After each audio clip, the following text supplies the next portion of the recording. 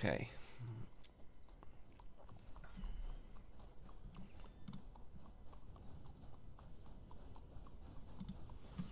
Okay, here we go. We got we are live right now.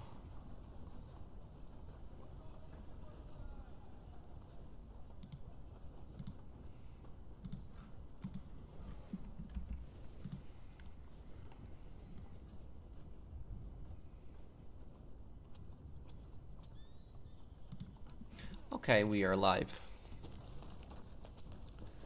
Hello everyone, how's everyone doing today? Okay. Hey Golden God, how are you doing? Hey Almighty Sweet,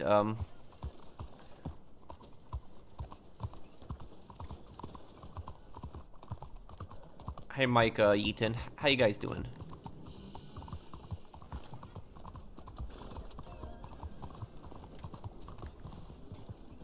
Hey Eric, how you doing, man? Happy Friday as well to you. Hey Mr. Hopkins.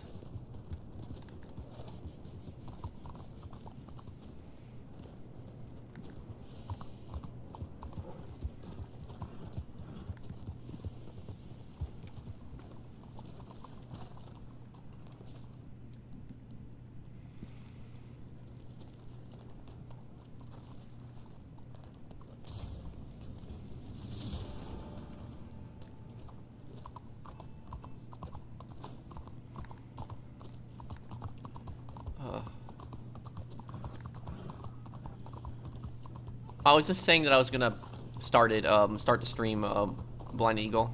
I did hear about that. Chuck Norris passed away. Yes. I grew up watching Walker, Texas Ranger. I remember that. I remember even in the I watched it when I was a little kid, even in the late '90s. I watched it on TV. I remember that.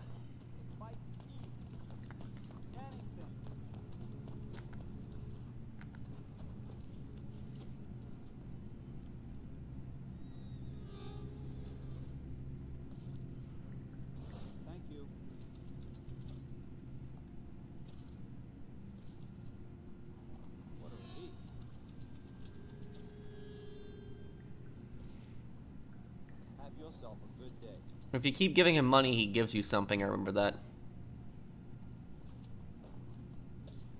Thank you. I want you to have this. It's nice to give something instead of just begging. Yeah, this guy's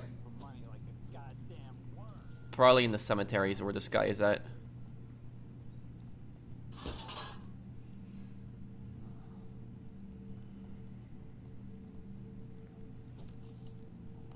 No, I don't work for Rockstar. You think we're... Do you think we're getting Red Dead Redemption 3? Not for a long time. For many, many years.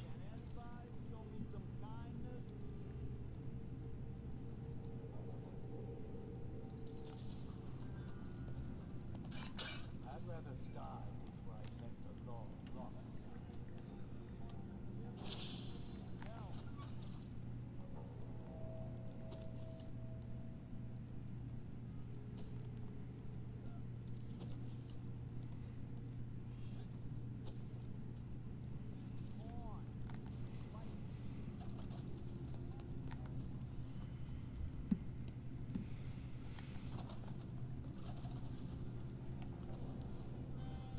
Wait a minute, this ain't Red Dead Online? Wait, what do you mean? This is Red Dead Online.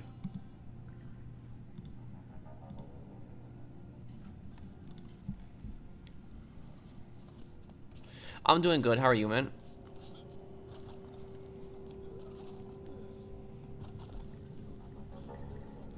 Well, human trafficking is the worst one, though, Fernando. That's, like, one of the worst crimes someone can commit.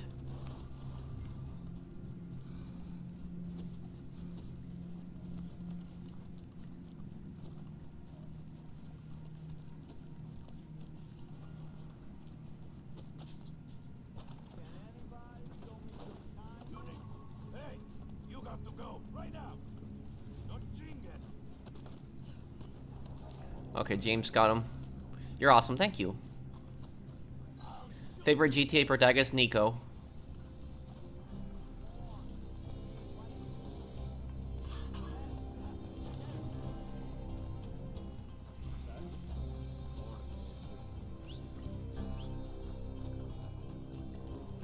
Yeah, because I was a bit confused, Adrian. Yeah, that's...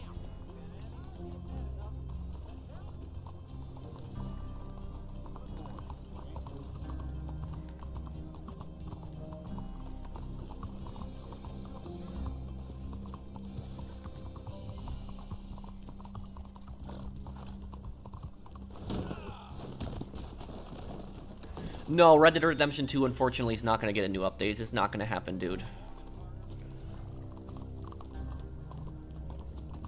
We may have lost Chuck, but we have Professor Norris. Well, thank you for the super chat, Random Fist. Thank you, man. I can't believe Chuck Norris passed away today because I remember growing up watching Walker, Texas Ranger. Oh, he's a famous American actor. He's also known for the Delta Force movies.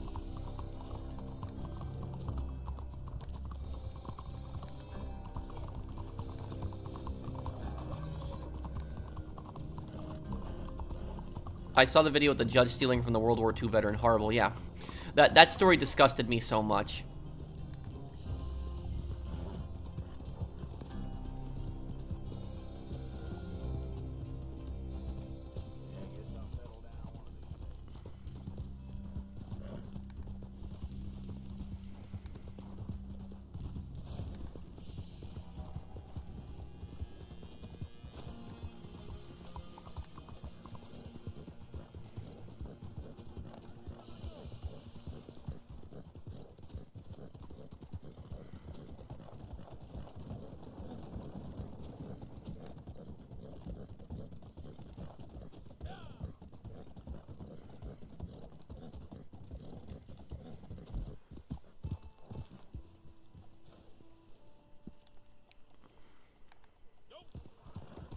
If you were CEO of YouTube, what would you change? The copyright policies.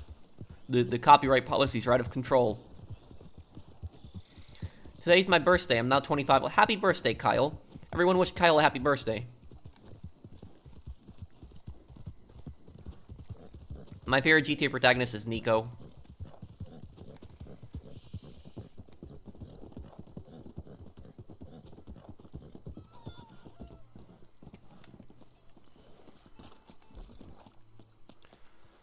Let's see, where are we gonna go? Let's go to Coulter. I haven't been there in some time. The Saints Row, that came out in August, right? So this August, we'll do a 20th anniversary playthrough of it.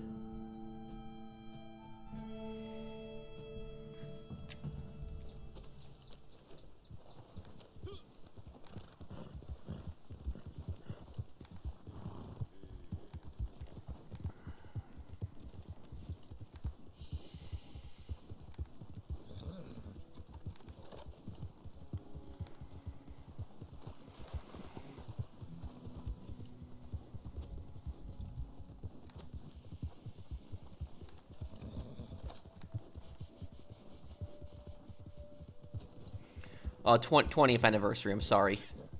Yeah.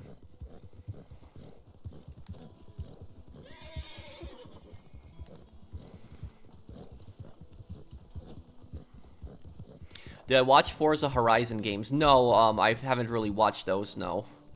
I haven't played them, too. I have one of the Forza games on Xbox 360, one of the older ones, but no.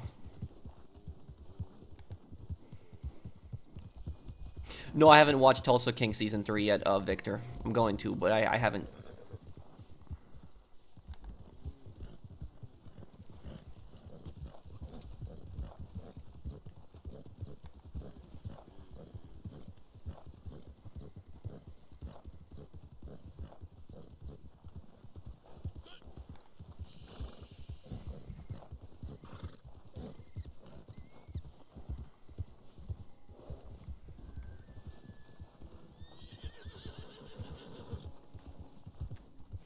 Oh, you're 50, Random Fist. Well, happy 50th birthday. What are you graduating in, God's child?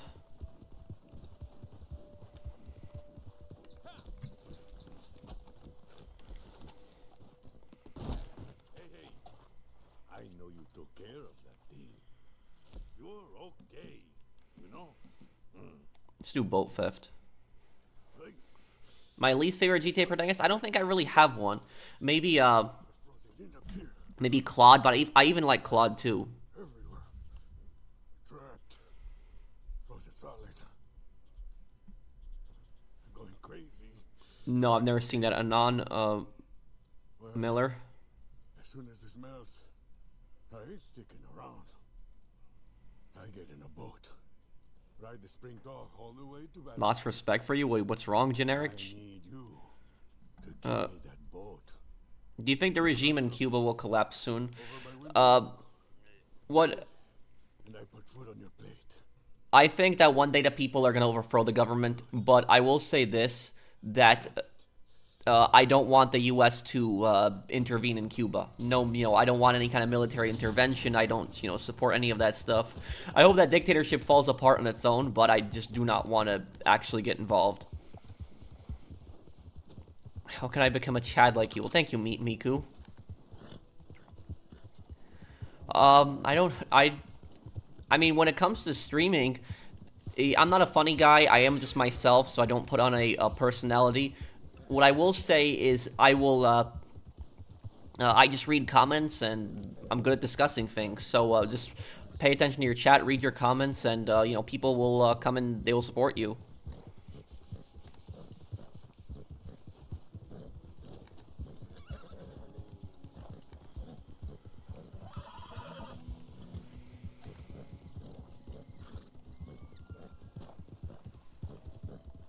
The thing about Cuba, what I'll say about Cuba is, I am just so sick of this communist propaganda.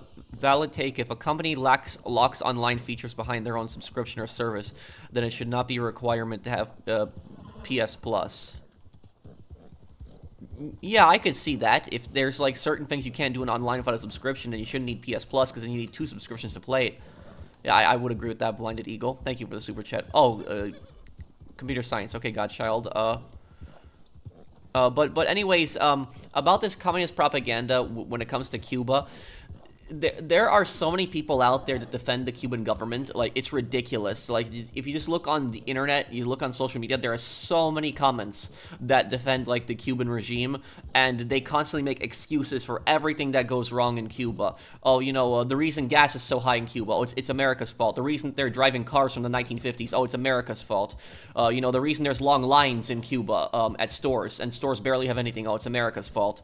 Everything that goes wrong in Cuba apparently is America's fault. And so, like, there's a lot of this communist propaganda that gets basically spread around, and now they're doing the exact same thing with the power infrastructure. Like, Cuba's entire power infrastructure failed, and they're blaming that on America again. They're saying, oh, it's America's fault that Cuba's power infrastructure failed. That's their own power infrastructure. How does that have anything to do with America? So that's basically what I'll say, is that these they will constantly blame every single thing that goes wrong on the U.S. constantly over and over again, and I'm honestly just so sick of it. I'm so sick of that argument. It's just such a BS nonsense argument. The reason that Cuba is such a failure is because of its own government. That's the reason why. It's its stupid communist government that has been holding the country back for decades. That's the reason that it's such a failure. Its communism does not work. It's a joke of a system, but it's constantly, it's always, every single thing is America's fault. They can never take responsibility for any of their failures, ever. Hey Pro, love your videos and I hope you're well. How has your car been going recently? Have you had any problems you had to sort it out? No, I think my car is, is fine for the most part. Yeah, I would say my car is fine for the most part. I have I have had it happen sometimes where it's happened rare. It doesn't happen a lot, where because my car is pushed to start, where I will start it up, and what will happen is I will not be able to shift it into drive. It'll just stay in park. So I try to shift it into drive, nothing happens. Nothing whatsoever. And the way to fix it is I just restart the car. If I restart the car, I can then shift it into drive. That's happened occasionally, not every time I start the car, maybe like, once every couple months, but that's the only thing that I can think of that sometimes happen. I don't know what causes that, but that is, that's one thing I can think of that happened.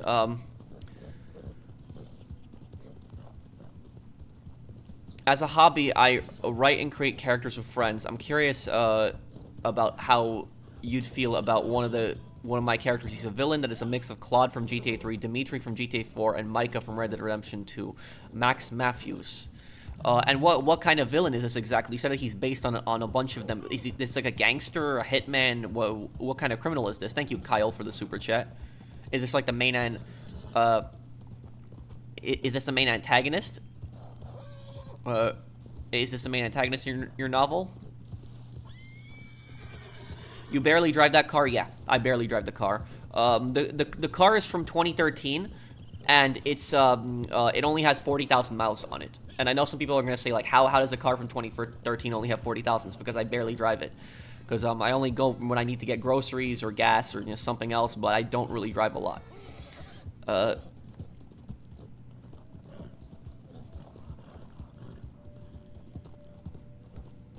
Hey, Professional, what are your thoughts on a GTA 6 Collector's Edition? How much do you think it will cost to ever announce? Well, it's definitely going to be over $100.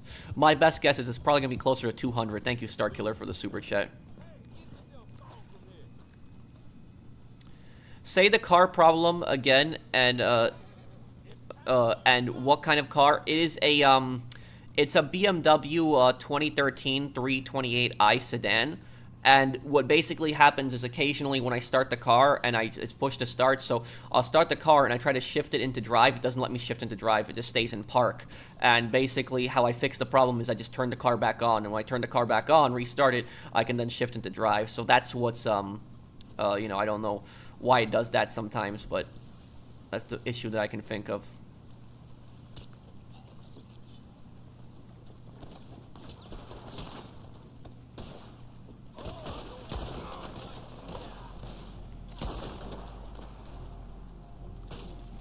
Wait, what's wrong, Smokey? The U.S. has maintained crippling sanctions on Cuba for decades and recently has kept oil from reaching the island. Why? Okay, let Cuba fail on its own, but why hurt them? Well, Smokey, you didn't hear what I said to you. I said literally just maybe like 5 minutes ago, I literally said that I hope that the Cuban government collapses, but I do not support any kind of, you know, interventionism. I don't want the U.S. to get involved. I don't support getting involved in their affairs. I certainly don't support overthrowing their government, so you're kind of putting words in my mouth at that point. It's not what I said. Just because I said that I hope the Cuban regime falls apart doesn't mean that I support some kind of military interventionism. It's the same thing with North Korea. I hope the North Korean regime collapses one day, but do I want to get involved in North Korea's affairs? No. Hell no. So that's good news. My car's transmission is finally fixed. Thank you, DL Gaming, for the super chat.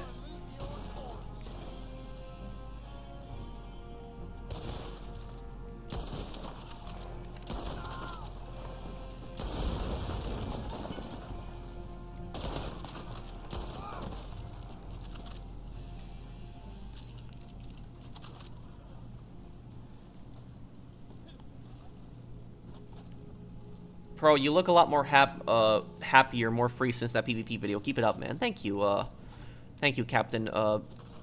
Thank you, Captain.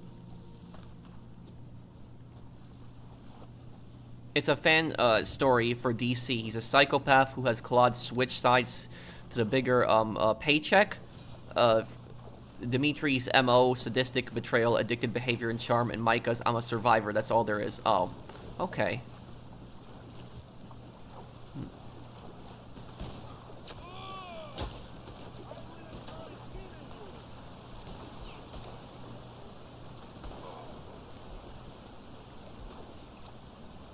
Oh, I got regular rounds. Okay, here. Pro, you're a great guy. Thank you. Why did they keep saying the PvP video? What happened? So, about 3 weeks ago, I posted a PvP video 3 weeks ago. And the PvP video that I posted 3 weeks ago, I basically got harassed by a number of griefers, and I put that all into one video, just like the different times I got harassed, and I was talking about why I don't upload PvP videos, because like people constantly ask me, like, you know, why don't you do more PvP videos? And that video is basically more to explain why I don't do it, because it's showing how toxic it is, and how, you know, these people are just have damaged my mental health over time because of the harassment that I've gotten. And I know some people might say, oh, it's just a game, it's just GTA, but think about it this way from my perspective. When you stream, you know, GTA multiple times, you know, a week, and you constantly get harassed every single time you stream, and you have people that join in your session, constantly blow you up, orbital cannon you, send you toxic messages threatening you. It's going to take a toll on your mental health, like trying to deal with that every single time you get on the game. And I dealt with that for years, and eventually just, it just blew up into that video. And that video I posted and I talked about how toxic some of these people are, and, and why I don't engage in PvP and a bunch of that other stuff.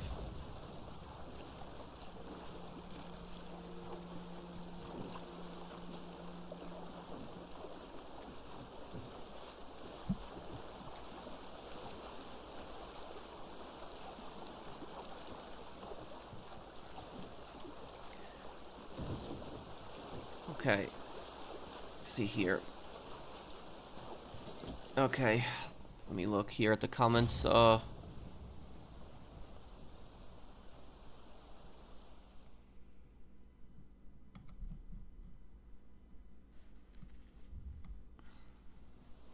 If we never gave Cuba their independence after the Spanish-American War, we would have never had any issues with them. Well, it wasn't necessarily our fault that we had, helped Cuba become an independent country.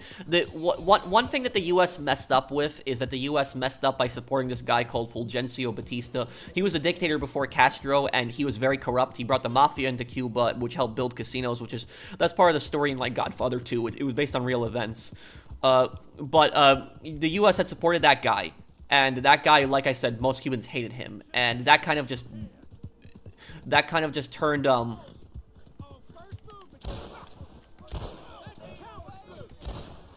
that basically turned the U.S. The Cuban population against the U.S. and they turned to Castro.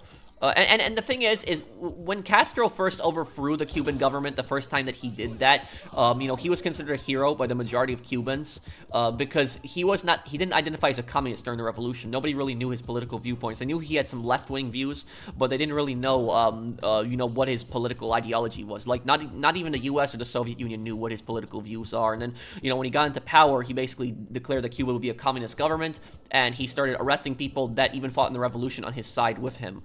And ended up destroying Cuba. But look, going back to this whole argument about the Cuban propaganda and this communist propaganda, is that every single time there's some kind of problem in Cuba, every single time it's always America's fault. Every single time. And I'm just so sick of this argument. I'm so sick of this. Every single time, people are saying, oh, it's this is America's fault. And look, I know America's not a perfect country. I know America does imperialist acts. I'm not, naive to that. I know they've done bad things, but like every single thing that happens in like Cuba, every single bad thing is always America's fault. Everything, constantly.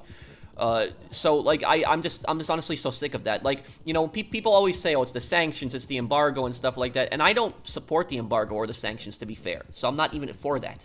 But I will also say this, is when you see Cuba's power infrastructure failed, because Cuba's power infrastructure failed a year ago, and it just failed again.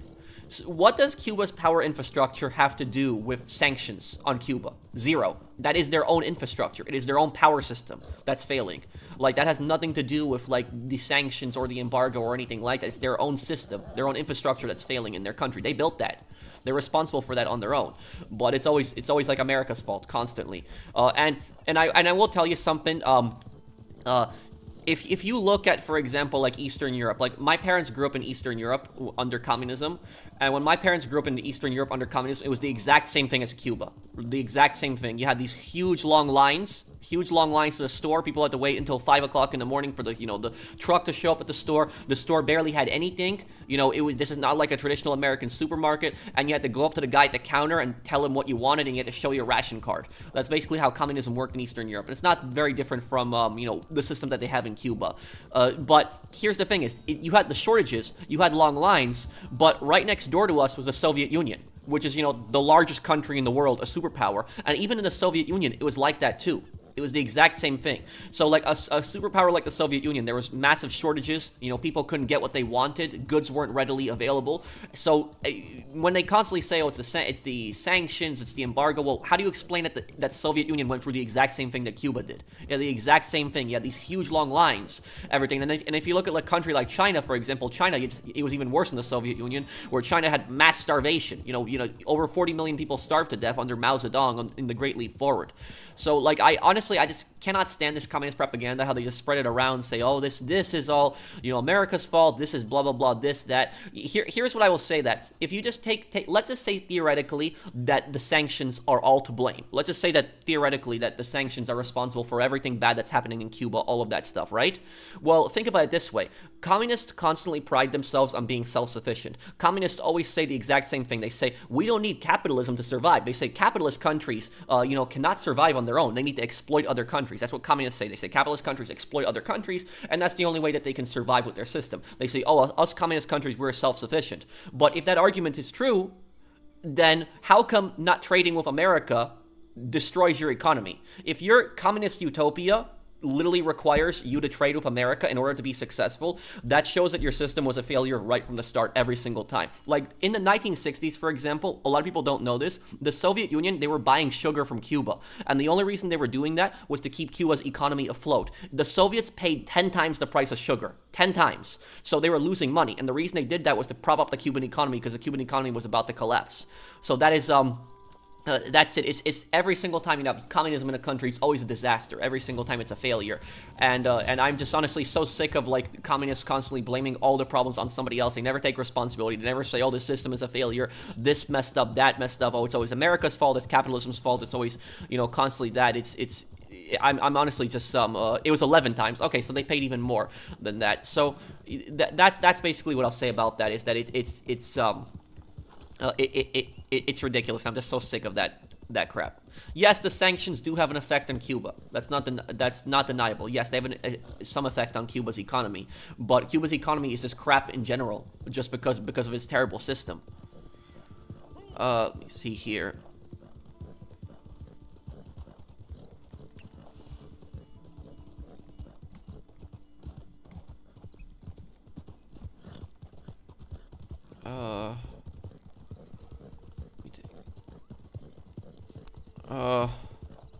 Well, the U.S. has had an embargo on Cuba ever since the revolution. So it's been a. You did talk about it in your Black Ops playthrough. Yes, that is true.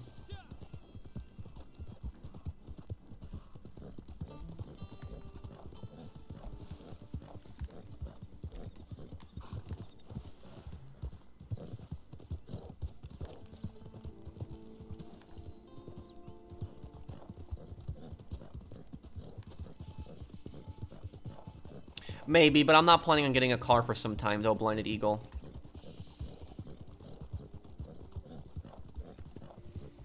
Do you think the KMT could have won the Chinese Civil War? Yeah, it is possible. Definitely, they could have won.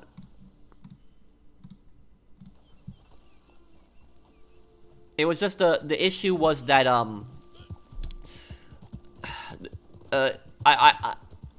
I would say that the issue is that the communists became very popular with the peasantry in China, and when that happened, it was just very difficult for the KMT to win again.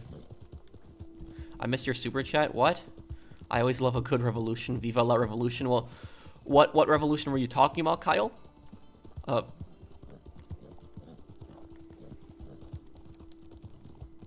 Well, it's like I said, Chase, is I don't understand how anybody can support that system. I don't understand how anybody can think that communism is a good system. Literally, there is only really 2 communist countries that exist anymore on this planet.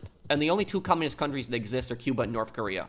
And I don't think that the majority of people that support, communism would love to live in Cuba or North Korea. Certainly not North Korea. No, I haven't heard of that, Curtis.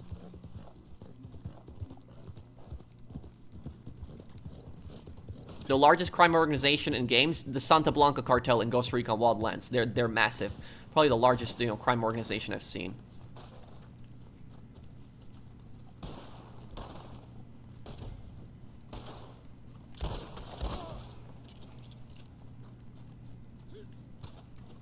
You should make a wish list of what you want and your viewers in GTA 6. I think it will be a fun video. I'm actually going to have a video this weekend talking about how I think GTA 6 Online should work. Kind of like my wish list for that, but talking about what I think they can do to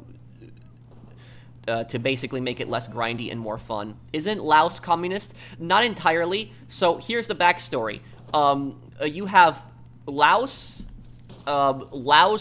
Angola, Vietnam and China, and I'm thinking of any others. So, damn. Laos, Angola, China, and Vietnam. Those countries, they have, communist parties that are dominant. Pretty much almost one-party states, basically. But the thing is, those societies are not entirely communist. So, like, China, China is not a capitalist country. I wouldn't say that it's a capitalist country, but it's certainly not communist.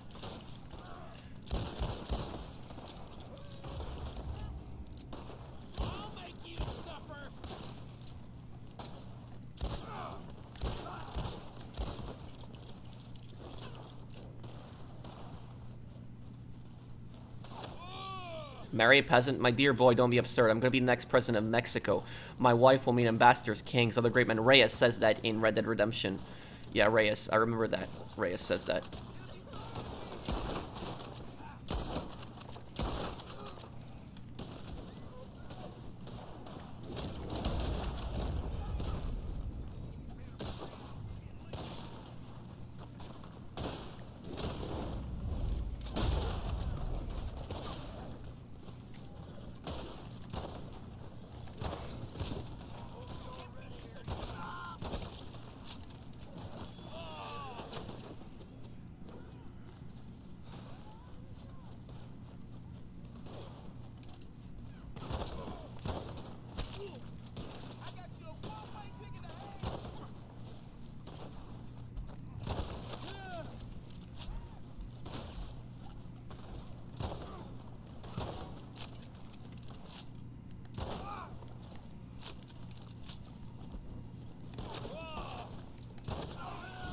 Oh, I didn't mean to kill him. Or whatever.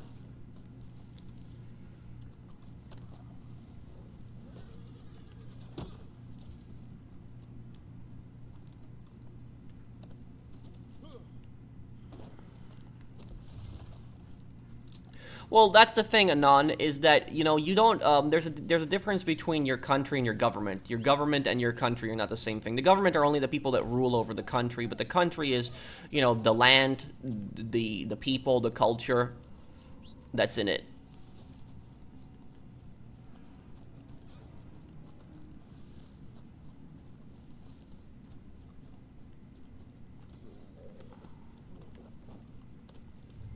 Wait, what, Kyle? I'm not, I was talking about Cuba, Revolution of Cuba. Well, the thing about the Revolution of Cuba, Kyle, is that the Cuban Revolution was actually good at the start. It was. The Cuban Revolution was not a communist revolution at the start. The same thing with the Russian Revolution. A lot of people don't know that the Cuban and Russian revolutions, these revolutions did not start out as communist. They only became communist later on. So, like, the Tsar, for example, in Russia, he deserved to get overthrown. He was an incompetent, stupid, buffoon of a leader. He was destroying Russia. So the Tsar had to go. The problem is that the communists ended up becoming the strongest faction and ended up taking over. There was a lot of factions that fought against the Tsar. So there wasn't just the communists. The communists were the ones who ended up becoming the strongest. But and the same thing with Cuba. In Cuba, it was I think it was the 26th of July movement. There was the something July movement that it was called. But that was the name of the movement that fought against the dictatorship in Cuba. And if they had transformed Cuba into like a successful republic, Cuba would have ended up becoming a pretty good country. Pretty nice place to live. But, unfortunately, Castro decided to go communist and, completely destroyed and ruined the country.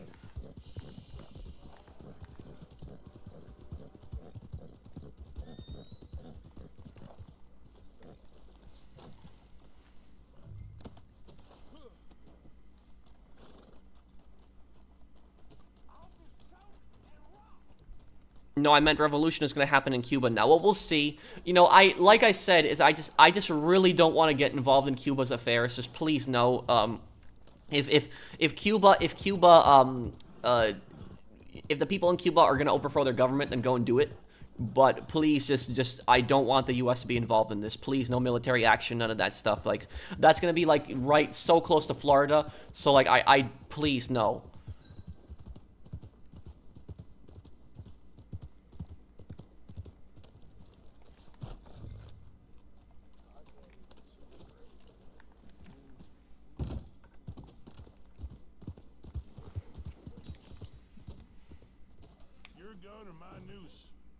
The same, don't it?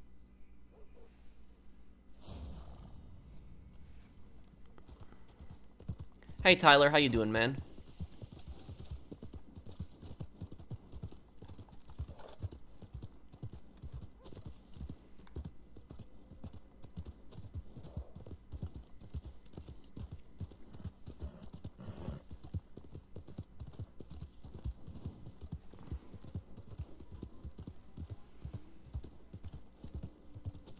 After Yakuza, what game are you gonna play? 50 Cent Blood on the Sand and Ace Combat Zero.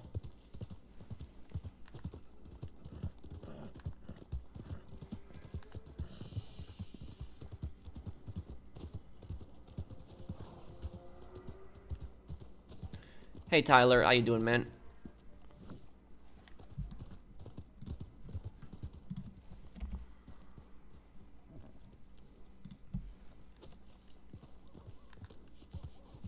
Did the USSR fund the Cuban Revolution? No.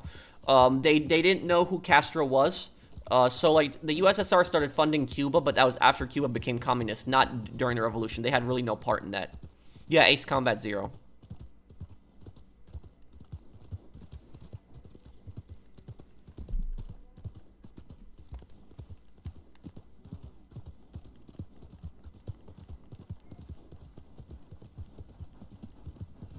Well, Frank is more of a cartel boss than Scarface, but...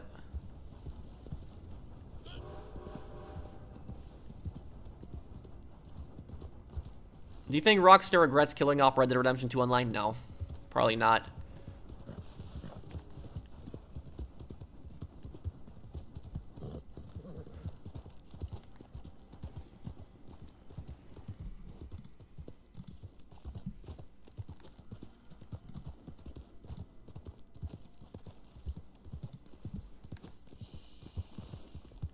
No, Eminem isn't in the game, Cali9. I'll see you, Mikey. Take care, man.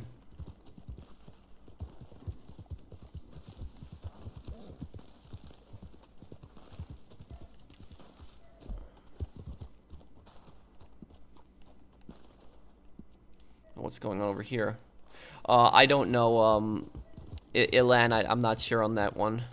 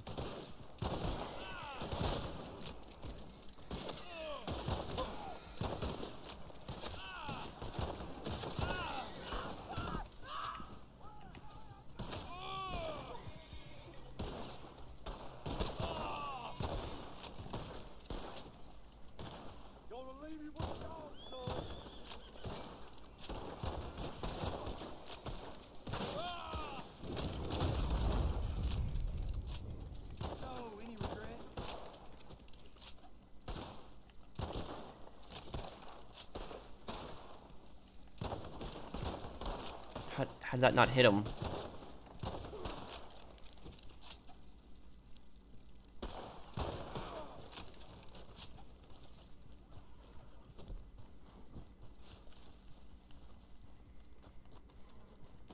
Hey, Pat, I got happy news. My parents got a new car and gonna sell their old cars. Oh, that's cool, Brandon. What kind of cars are they?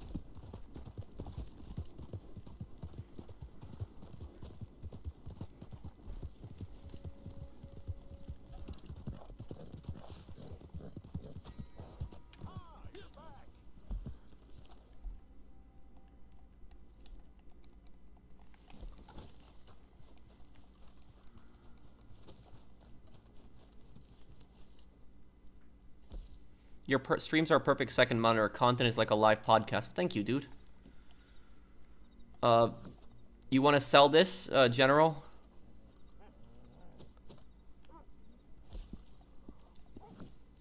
Your camp's full.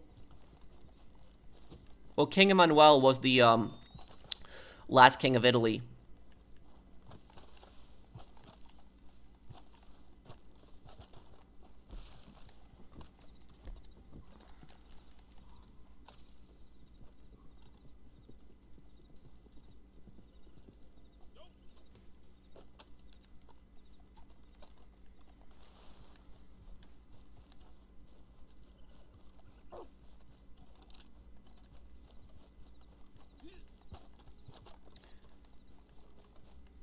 Well, the Soviet Union definitely had a hand in funding FARC.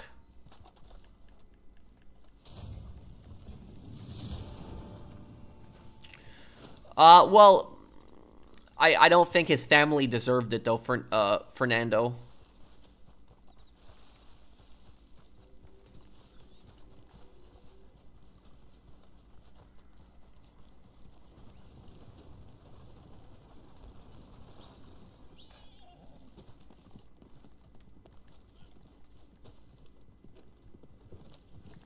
I did play Def Jam Icon, so I could play Def Jam Fight for New York one day.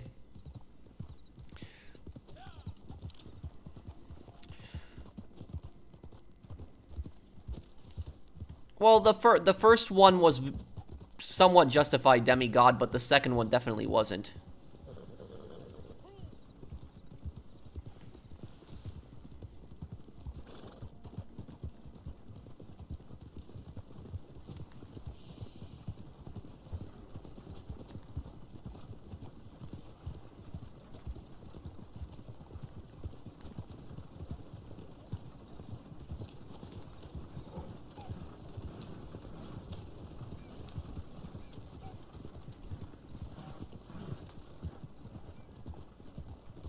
Yes, Lexi, I would. The next lore video that I'll have is going to be about Zero in GTA San Andreas. That's what it's going to be.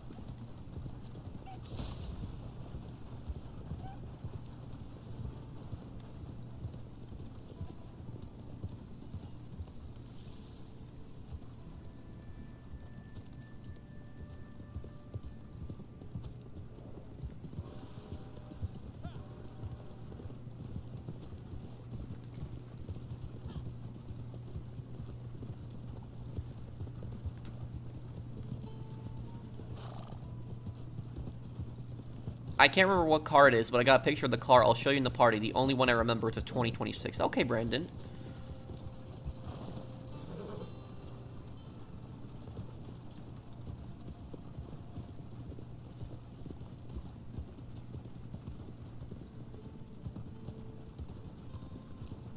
Can you call my friend Custodial Ruby 58 a noob? It's a running joke we have, and it will be funny to hear you say it. Custodial Ruby 58, you are a noob. Well, thank you for the super chat, Seth. Is there free aim in Red Dead Redemption 2? I'm doing it right now. There's no free aim servers, but you can turn on free aim when you want. Yeah, I started streaming a bit earlier today. Thank you, Never Killed Anyone, for the super chat.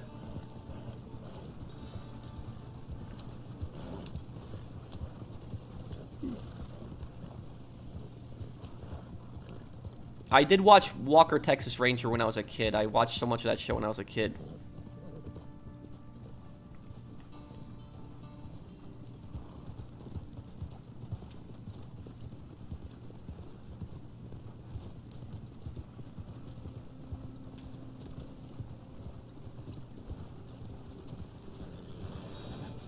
Yes, that is true, Adrian. Zach King? No, I don't know who that is. Would I ever visit Texas? Yeah. Okay, Minion Dave.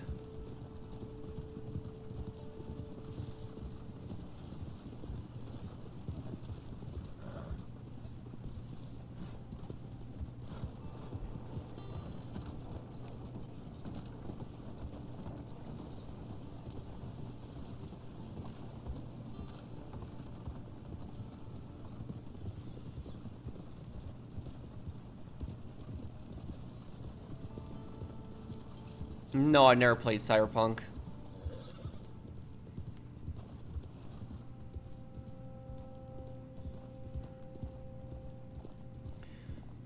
He's also a narcissist, Gunner.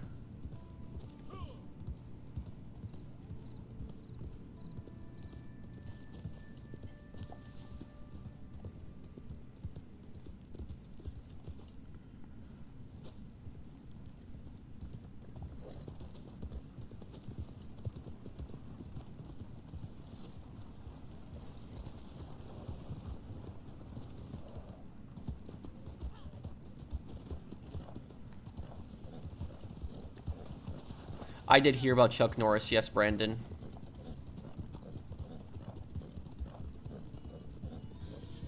Robert Duvall passed away a couple weeks ago, and now Chuck Norris.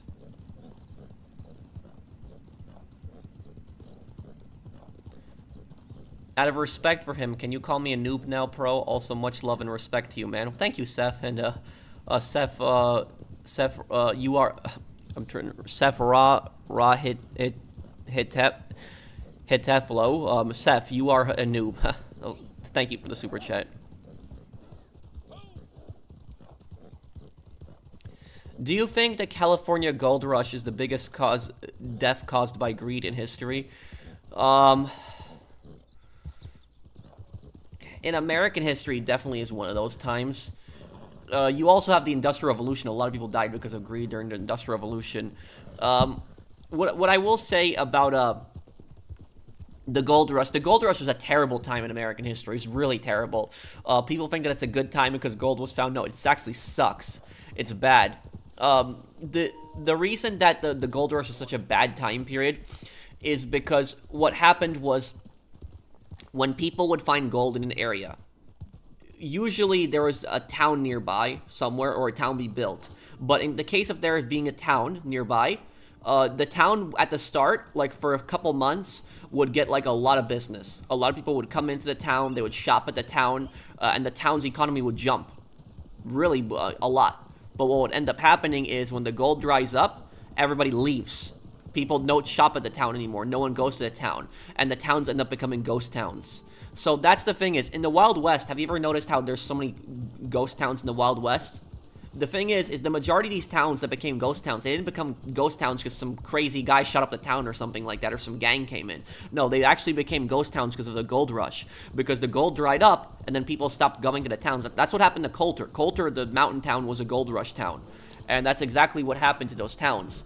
The other thing I'll say about it is that the gold rush also caused wars, too, because the U.S. government put Native Americans on a lot of different reservations, and the belief was that the U.S. government was not going to, interfere in their land anymore. The U.S. government said, okay, this is your reservation, you do what you want in your land, we won't interfere. But then when there was gold found on their land, it became a whole different story, and then the U.S. government broke a bunch of treaties, settlers came on the Native American reservations, ended up starting a lot of bad blood, a lot of wars ended up happening because of that.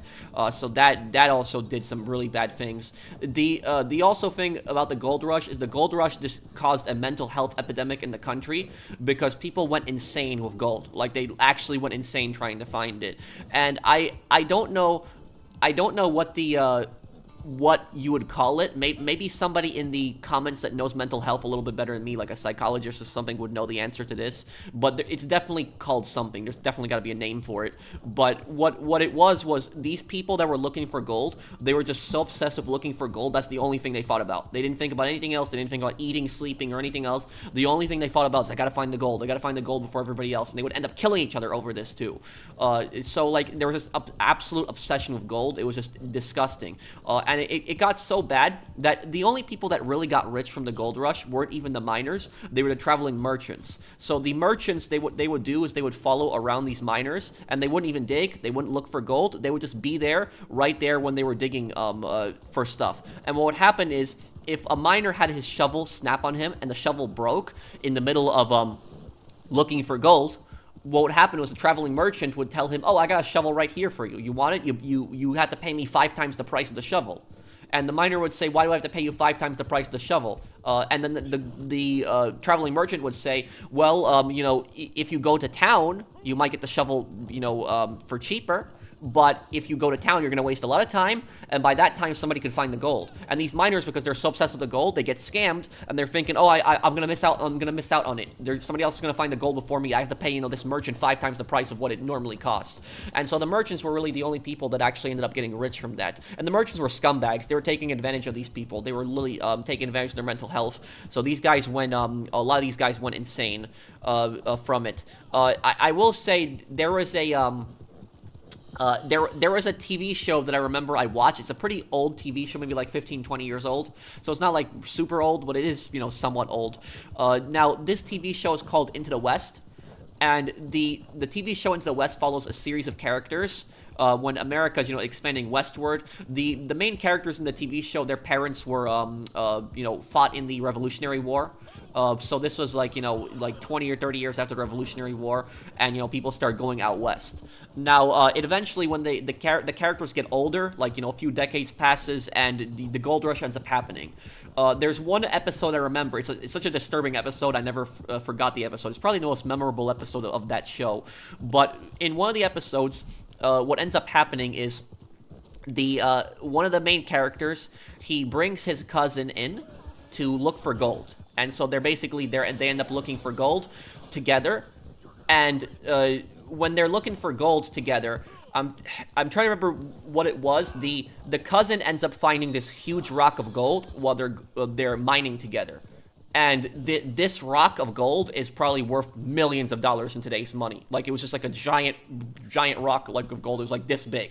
Like, it was just that solid gold that they found while they were mining. And what ends up happening was the cousin found the gold using the equipment of the main character, his cousin.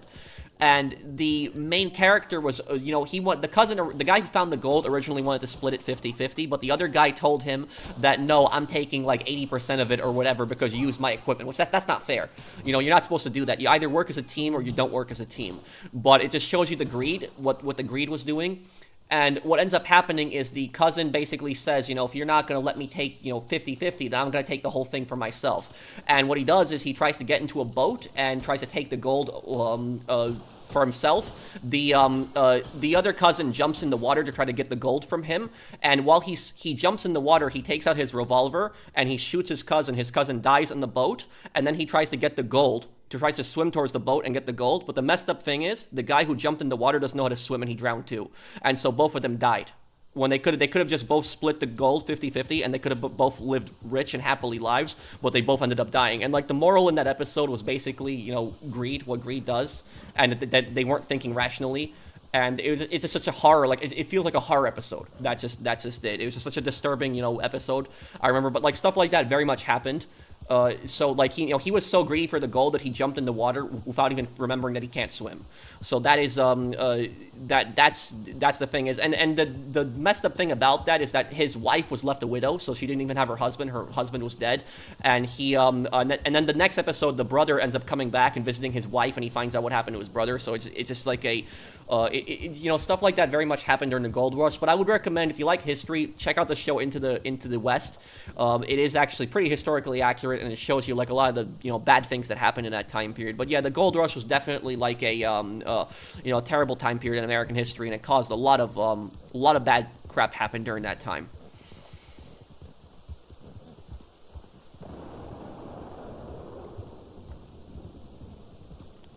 Pro, will you take a break from the Yakuza series after 100% completion of Yakuza 2. Yes, we're gonna be doing Ace Combat Zero and 50 Cent Blood and Sand. I don't want to do Yakuza 3 again because we just been doing so much Yakuza spam. Like the last 2 months, all we did was Yakuza. We did Yakuza Kiwami 1 in January and then Yakuza in February and Yakuza Kiwami 2 in February and March. So I'm gonna take a break from Yakuza. It's not that I don't like Yakuza, I do, but just we've been doing too much Yakuza on the channel. So it's like we've just been spamming Yakuza videos, and I know there's a lot of people that are tired of it too. A lot of people, they want to see out some other games. So we're gonna be doing some other games and some other stuff, you know, in the months up ahead. We will come back to doing Yakuza 3, I promise, but they'll be later in the year, not right now.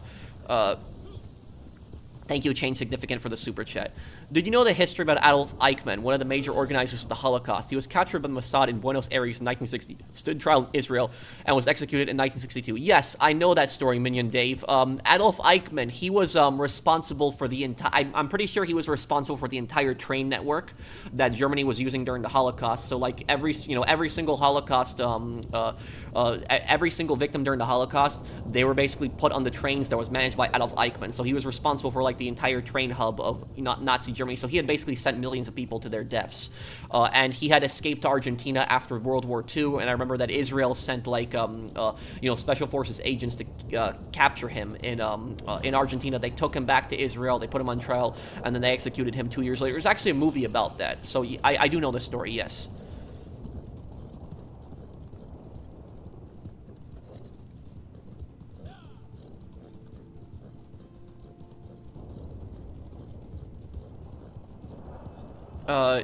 I have a special request. Can you say DHC Network has the most bodacious badonkadonk on YouTube? Thank you, Bible. DHC, you have the most bodacious badonkadonk on YouTube. Thank you for the super chat, Fernando. California Gold Rush caused gold fever. Yeah.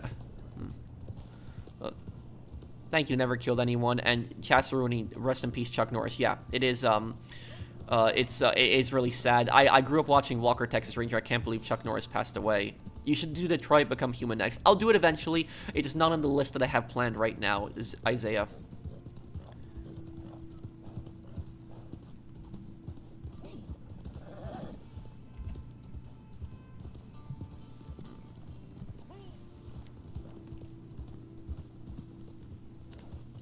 I didn't know that, Visionary. That's the Caruso Mine song.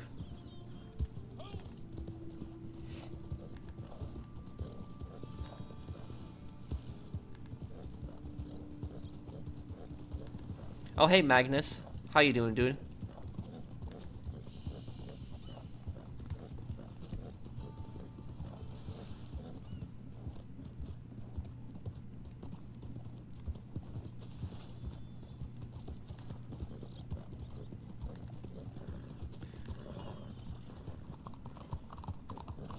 Have I seen the 1997 miniseries Rough Riders? No, unless it's the Young Riders, or I think there was a show, The Young Riders, in the 90s. What do you think if Prohibition never happened? Well, the Mafia wouldn't have been as strong as they were. Yeah, the Mafia definitely would not have been as tough as they were.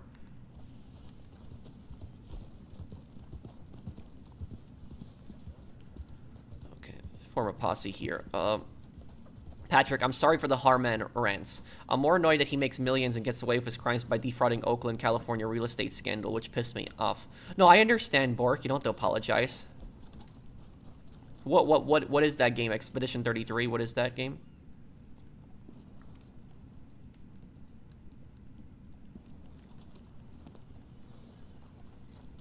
Yeah, Modern Warfare 2019 is a pretty big game. Oh, the Rough Riders. How could I forget? The Rough Riders. That was Teddy Roosevelt's That was Teddy Roosevelt's unit, right? In the Spanish-American War, they took the Battle of San Juan Hill. How could I forget that? I'm sorry. It's just I'm someone who likes history. I should have known this. Yeah, this is. I know who you're talking about. The Rough Riders. Now, you said TV show Rough Riders. I got confused. So, yes, no, I know the unit that you're talking about.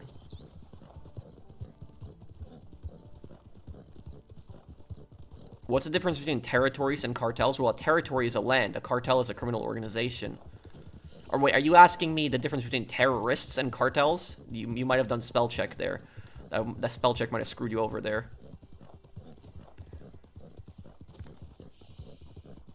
Would I rather live in an anti-communist dictatorship than a communist dictatorship? Well, it really depends on it really depends on the country. Um, for example, like an anti-communist dictatorship is Nazi Germany. Would I rather live in communist Poland or live in Nazi Germany, or I live in communist Poland? So no, no, thank you. I would not want to live in Nazi Germany. So that is so it really depends on it. Some dictatorships are much worse than others. So it really depends. When you say would I rather live in an anti-communist dictatorship or a communist dictatorship, it really depends on the country, and also depends on the time period. That's what it depends on.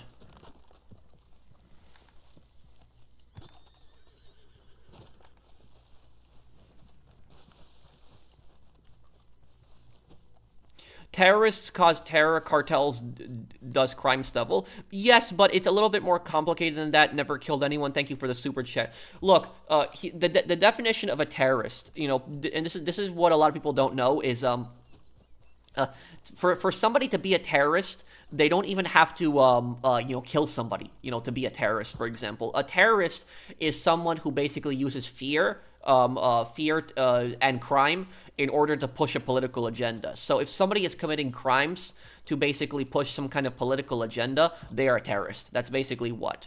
So I'm just trying to think of like an example that I can give you guys of someone. When we think of terrorists, we think of like Al Qaeda and the Taliban, for example. But I'm just trying to think of someone else that would like. But crap. So, crap. So look, the cartels are crime organizations. Yes, they primarily make money from drugs. But here's the thing about this. A lot of people say that cartels can't be terrorists because they primarily work for money. They don't really have a political agenda. But I would argue that the cartels are terrorists. I would argue they very much are, because they do have a political agenda. They want complete control. That is it. Is the cartels constantly, control politicians? They do. Like if you look at a country like Mexico, for example, there is so much corruption in Mexico. It's just ridiculous. The amount of like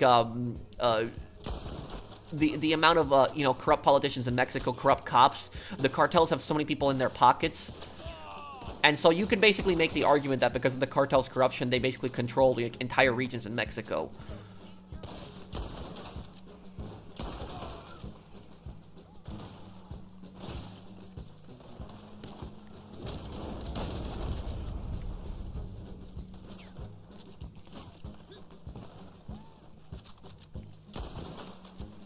You know what mission?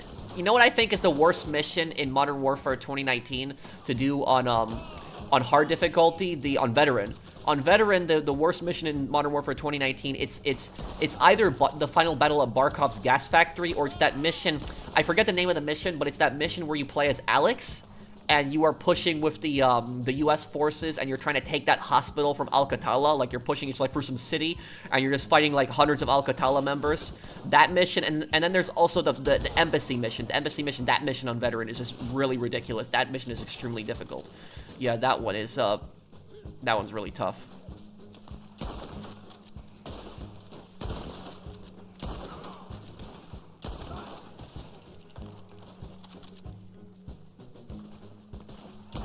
What about Venezuela and Cuba? What about them, Chase?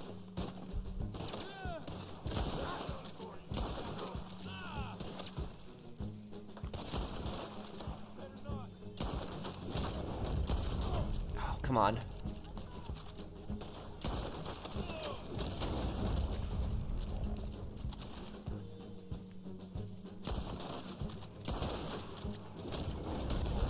How am I missing these shots right now?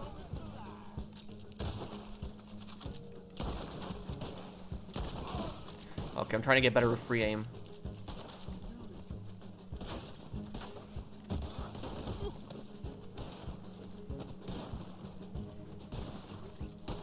Did I watch Crank High Voltage? Isn't that the movie with Jason Statham?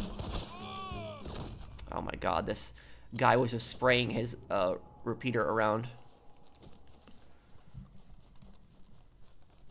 Hey, professional question. What inspired you to do cosplay videos for video games? You're one of the best cosplay gaming creators alongside AVGN. Oh, I've never heard of him before. I gotta check this guy out. But here's the backstory behind that, dude. I wanted to Oh, the guy got loose here. So look, I wanted to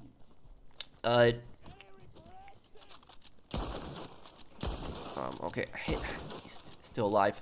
I wanted to make walkthroughs on the channel. I did. But when it came to those walkthroughs, I didn't know exactly how I would do the walkthroughs, because there is thousands of channels out there, thousands, that do walkthroughs. There's so many people that do walkthroughs.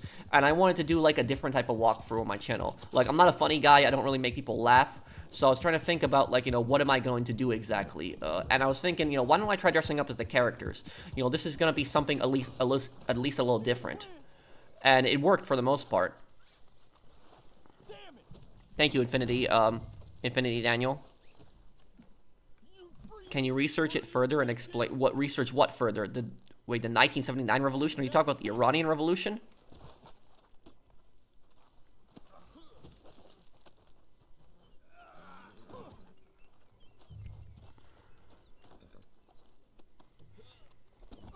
Oh, I didn't know that, Caden, that Caesar's voice actor is the main antagonist, and that I didn't know. Am I letting fans play with me? Well, I'm playing with a few friends right now. If you want, I can invite you. Do I have you added?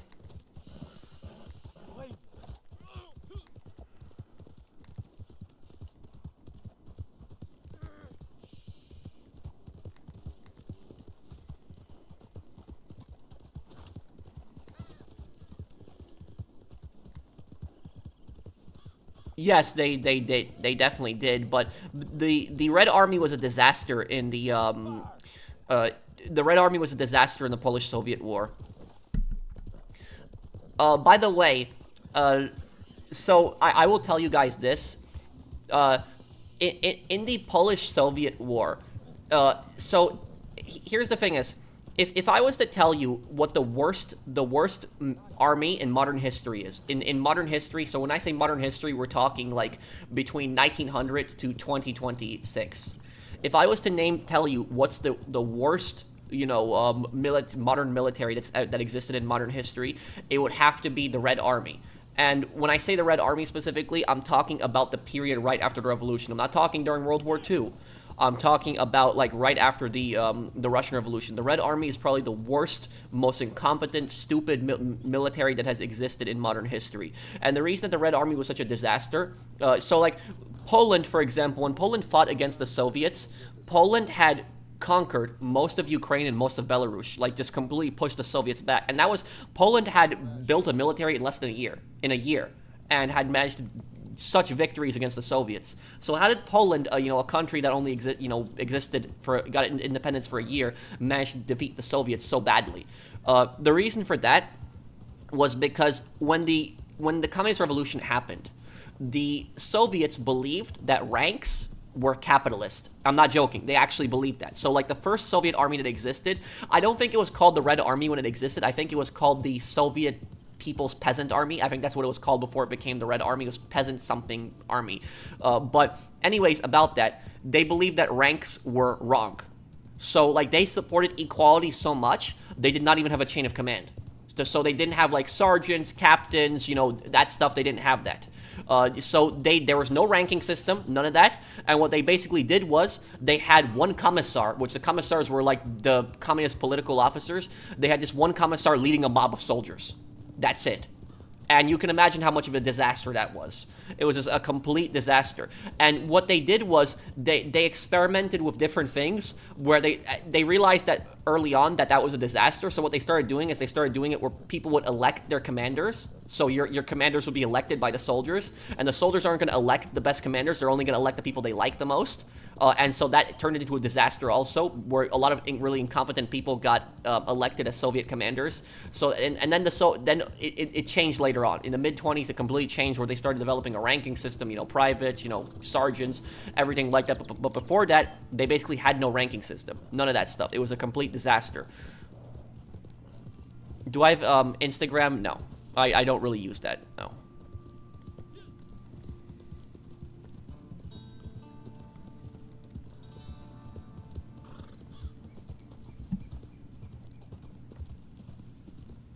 Blighted ORD pisses you off because government doesn't invest. Wait, what are you talking about, QC Suppressor?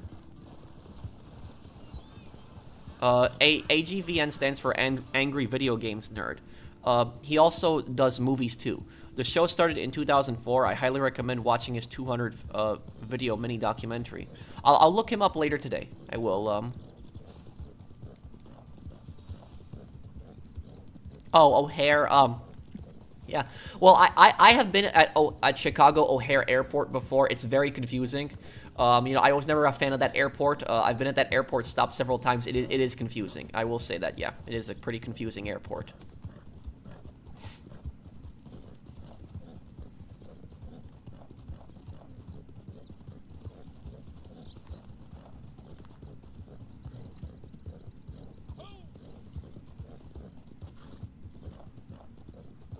After the revolution, isn't it normal that an army would be weak and not the best, though? Look at America during the Revolutionary War. We formed an army during the Revolutionary War, and our army was very well ill-funded. Like, the army wasn't even getting paid because Congress wouldn't release money. Even George Washington threatened to resign at one point until the soldiers got paid. But here's the thing is, even though our army was very ill-equipped, at least in the start, and we were running out of money, the thing is we weren't incompetent. So we still had a chain of command. We weren't incompetent. Where the Soviets were just completely incompetent. That's the difference. Is they had a revolutionary army, but their army was completely incompetent. The American army wasn't really incompetent, even when it was a revolutionary army.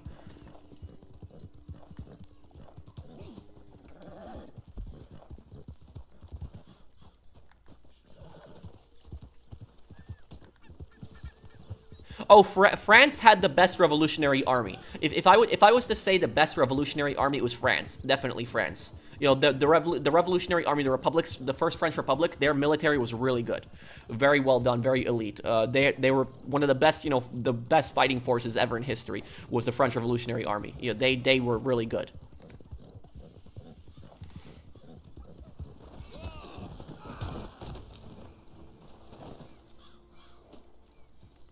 What are my thoughts on the ARVN? You're talking about the Army of the Republic of Vietnam? You mean the South Vietnam? Is that what you're asking me, Caton? Oh, in Quebec, you mean? QC Suppressor? How a bus driver was yelling at a 12-year-old for speaking English on the bus. That bus driver is an idiot. What was the ARVN incompetent? Not really. I wouldn't say that. The ARVN had some really talented soldiers. They even had special forces. They did pretty well. The problem was their leadership suffered from corruption. There was leaders that were corrupt in the ARVN, and that was one of the issues with the group. But to be fair, though, the North Vietnamese army, the NVA, also the NVA was pretty incompetent as well. The thing is, when the NVA, when the North Vietnamese were promoting people, they a lot of times didn't promote people in the military based on skill, on merit. They promoted people a lot of times on how loyal they were to the Communist Party. So it was how loyal you were to the Communist Party, the connections that you had to the Communist Party of Vietnam, that determined your ranking system, your promotion, not necessarily your skill. And so, yes, I would argue that the North Vietnamese army was also pretty incompetent.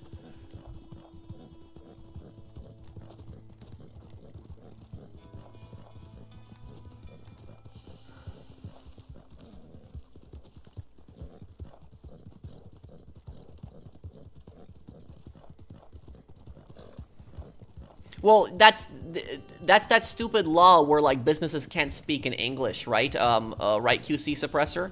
Was that the law that I'm thinking of? How does that even apply to tourists?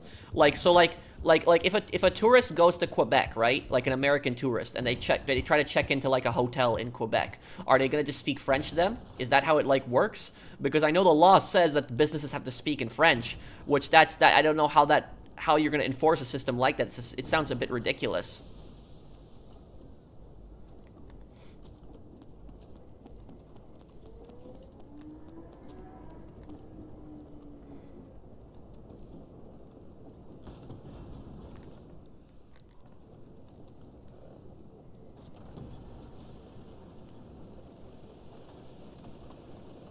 South Vietnam would have been better without No Din Diem. I agree with you. Yeah, I do agree with you that he was a bad leader, yes.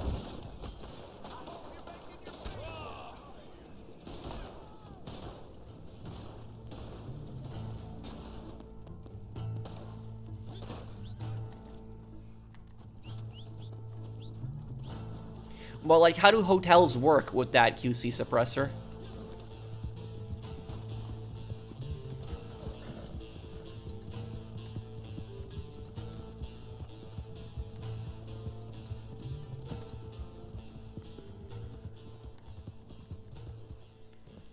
This guy's such a coward. My god, this guy's running so far. Oh, great. Oh, god.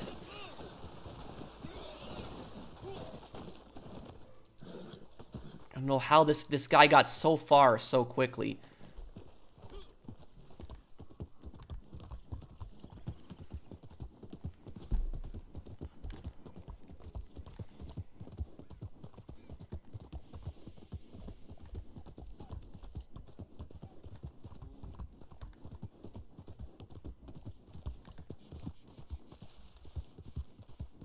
God, what a coward this guy is.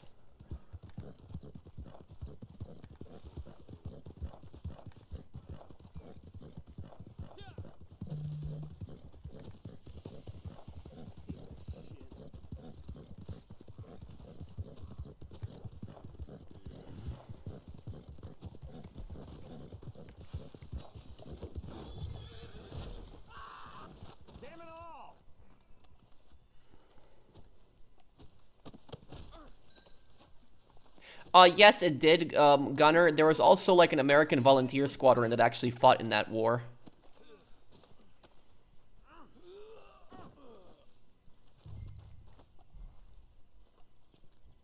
Although I agree with you though, Adrian. I think it is stupid that the U.S. had attacked Iran.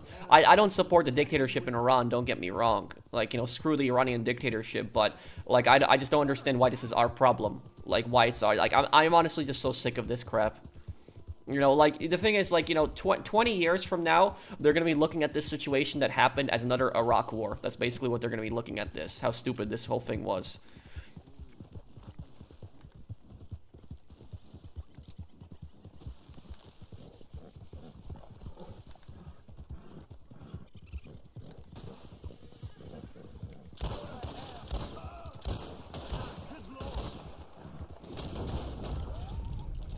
Yak Shimas. I'm good, Dead.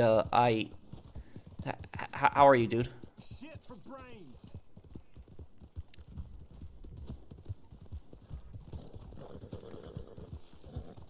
Because of how he sees himself above everyone, Gunner. Hey, GB, how are you doing, dude? Oh, I see. New avatar you got. Yes, we could, General.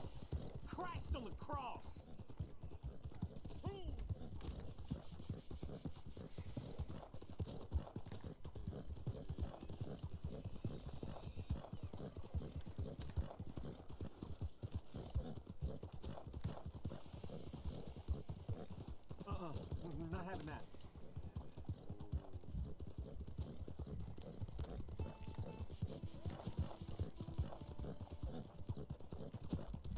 The Iranian people beg us to do it, and it won't be Iraq. Iran is different. Look, here's what I will tell you, American loyalist. And thank you for the super chat. I understand your point of view, and I cannot stand the dictatorship in Iran. But here's the issue with this, and just hear me out. Does anybody here in the comments know, historically, what the toughest enemy America has ever fought in its history is? Just like the toughest enemy in general. Like, out of all the countries that America has fought in its history, can anyone here guess what the toughest, you know, enemy America's ever fought in its history would be? Because there's a lot of different, you know, dictatorships and kings that the U.S. fought against, but I would say there's one that is the absolute worst one and the toughest one. Yes, it's, General's Alerts got it right there. Japan. Yes, a lot of people are saying Japan. And yes, I would say Japan is the toughest, you know, enemy that the U.S. has ever fought against. Now, Japan is not the strongest enemy the U.S. has ever fought against, but it is the toughest. The strongest would probably be the British Empire, because the British Empire was the strongest country in the world. The U.S. fought against them 2 times, the War of 1812 and the Revolutionary War. But there's a difference between strength and toughness. There's a difference between them. Strength just is how much power you have. But toughness, on the other hand, is how much you resist, how much you don't give up. That's basically what toughness is. And Imperial Japan is the toughest, enemy that we fought. Now, the reason that Imperial Japan is the toughest enemy that we have ever fought in history is because they believe that their emperor was a god. That's what they believe. They believe that their leader was a living god, and they believe that because of that, they could not lose the conflict. And in the Japanese culture, with Bushido, the Code of the Samurai, they believed that surrender was worse than death. They actually did believe that. And the reason they believed surrender was worse than death was because they believe that if you surrender, you dishonor Japan, you dishonor your country, you dishonor the military, you dishonor your family. Your family also bears your shame. You dishonor yourself. But most importantly, you dishonor the emperor, which is the worst thing that you can do. And so that's why when the Japanese were starving, they were surrounded. Sometimes the Americans surrounded them 5 times to 1. They still bayonet charged. They still banzai charged. They still fought to the very last man. They even flew, planes into American ships, kamikaze attacks, because they were so devoted to that religion. And when you are fighting against theocrats, that is one of the scariest things that you can do when you're fighting against theocrats. When you're fighting against an enemy that basically believes that if they die, they get rewarded with some kind of, eternal life, some kind of heaven, and they believe that you are their mortal enemy in their religion, that is the scariest type of enemy that you can fight against. Now, going towards Iran with this situation, Iran is basically a psychotic theocracy dictatorship. So it's a messed up country. It's they've murdered thousands of protesters like a couple weeks back. But about Iran is that around 60 to 70% of the population does not like the dictatorship. So more people hate the dictator than like the dictator. That is true. However, though, this is the problem here, is that even if 60%, let's just say that 70% of the people in Iran hate the dictatorship, right? That means that 30% still support the dictatorship. Iran has a population of around 91 million people. If around 30% of people support the dictatorship, that's 30 million extremists. 30 million extremists that you now have to deal with. That. And because of that, what's going to happen is there's the risk of terrorist attacks happening all over the West now. So like Iran could basically fund proxies where they could just fund terrorist attacks all over America and Europe. That could very much happen as a result of this war. There was even a terrorist attack that happened in Texas, a couple weeks back. I don't know if Iran directly funded it, but it could have definitely been inspired from this. Now, going further with this, is that Iran's their dictator is a holy leader as well. So their dictator is, the leader of their, they see him as like a holy leader. I'm not a complete expert on this. I think he's the, I don't want to speak on it too much because I don't know the whole thing on it. I just know that he's some kind of holy leader. He's like the leader of their religion completely in their country. And the U.S. basically killed their holy leader. Now, the dictator was a scumbag. He was a piece of crap. There's no doubt about that. So I'm not defending him. What I'm saying is when you kill the holy leader, what you do is you essentially turn the guy into a martyr. And now all of the extremists are basically going to get really mad, and they're going to say, oh, the U.S. killed our holy leader, and they're basically going to fight till the very last man. They are not going to surrender. They are going to keep fighting. No matter what happens, even if they are starving, even if they are completely out of supplies, it does not matter. They will just fight till the very end. Till the very end, they will fight. And the new dictator that's in the new country, the new supreme leader, he's the son of the previous dictator. He is not going to surrender. He is not going to negotiate. He is not going to do that. And the reason that he's not going to do that is because he knows that if he surrenders or he negotiates, he's going to die. Because the extremists will kill him in the country. The extremists will not support any kind of negotiation, any kind of settlement with the U.S. They will not support that. So like these radicals, they will basically see their dictator as weak. If the dictator basically gives in to the Americans and negotiates with the Americans, that's going to be seen as him being weak. It's going to be seen from a position of weakness, and dictators cannot have that. And so that's why this war is just so scary. That is basically what this is because it's literally started a war for a theocratic country, like a country where, you have millions of people that are, religious extremists and are going to basically fight till the very last man. And so that's why I was comparing it with Imperial Japan before, is because it's that situation. That's what makes this so scary. The U.S. government says this is going to be over in a month. I don't really believe that. I think that this could basically go on for months and months and months. That's what I'll say about that. So, no, I don't support a dictatorship in Iran. I don't support that. Screw the dictatorship in Iran. F them. The only thing that I'm saying about this is I think it was stupid attacking them, because now it's put us into a war with the Middle East, and we are basically at war with a theocratic country where they are not going to give up. And this war is going to drag out. This is definitely going to affect the global economy. It's going to destroy the American economy. It's going to destroy the Iranian economy. Fuel prices are going to go through the roof because of this. They already have. Groceries are going to go up because when fuel goes up, the price of everything else goes up. Bills are going to go up. Everything's going to go up. This is going to suck. There's literally no benefit to this right now. So that's it. So the only thing that we can hope for that could possibly end this war, the only thing that I could see ending this war is if like the people in Iran basically just rise up and overthrow the government. And then they put in like a government that's not toxic and hostile towards the U.S. That's the only thing that I could see that ends that war. But the people are scared to rise up. Have you noticed how the people in Iran aren't rising up against the government? The reason the people aren't rising up against the government in Iran is because they saw what happened earlier. Like a couple weeks ago, the Iranian government just basically sent soldiers in the streets and was just killing every single person that protested against them. And so that's why they're not protesting again, because they know if they go out in the streets, the Iranian government's going to shoot them all and kill all of them. So that's why the people are too scared to overthrow the government as well. So this is just going to keep going back and forth for weeks. Iran is going to keep firing missiles at the Gulf countries and Israel and the U.S. is going to keep firing missiles at Iran. This is going to go on for months. You know, what this could basically turn into is this could turn into America's Ukraine, if you know what I mean. Basically, it could turn into a never-ending war. How, like, Russia basically thought that Ukraine would just basically be like a pushover. They thought that it would just end in a couple weeks, but it dragged into a conflict for over 4 years. So that's basically what I mean when I say that this could turn into America's Ukraine with this, current Iran conflict right now. Excellent take. Thank you, 802. So that's my viewpoint on it. Is I don't support any Iranian dictatorship. I don't support that stuff. I just don't want to get involved in other countries' affairs. I don't understand why we have to always be the ones to get involved in other countries' affairs. I know there's people in Iran that like they want like a free country and they don't want the dictator. And I understand your point, American loyalist. I get that. I respect your point. I'm just not trying to insult you. I'm just trying to explain to you my viewpoint on it. I'm just sick of these wars. I'm just sick of this interventionism. I'm just sick of getting involved in other countries' affairs. I'm sick of sending money to other countries. I don't want to send money to other countries. I don't want to send money to Israel. I don't want to send money to any Gulf countries. I don't want to send money to anyone. So I'm just honestly just sick of this. The only thing I want is that the U.S. government to just care about this country, fix inflation, fix the country itself, stop getting involved in other countries' affairs. That's basically what I'll just say about that too. Is stop sending money to Europe, stop sending money to Gulf countries, stop sending money to Israel. Just fix the country itself here, fix the crisis here, fix the inflation. That's ultimately it. I hope you understand my perspective, loyalist. I respect you, but I'm just telling you my viewpoint on this.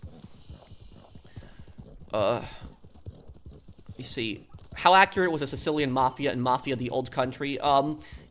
Pretty accurate. I would say that the Sicilian Mafia controlled the lemon business, and a lot of Sicilian mafia bosses, they basically portrayed themselves as just farmers, when in reality they were, mob bosses. Everybody knew they were mob bosses, but the farms were just basically a cover for their front.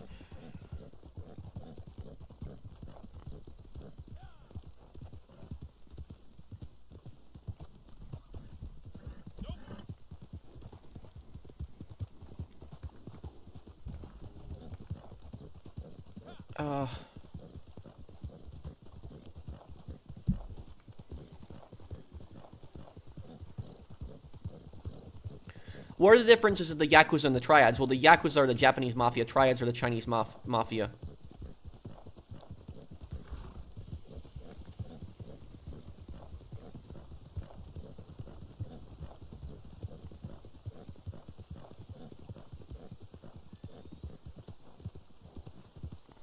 Yeah, and I remember that there was like a that he even said that fuel prices go up, it's good because America will make more money. No, it's not good, Isaiah, because if fuel prices go up, gas companies make more money, but it hurts the consumer. High gas prices are never a good thing.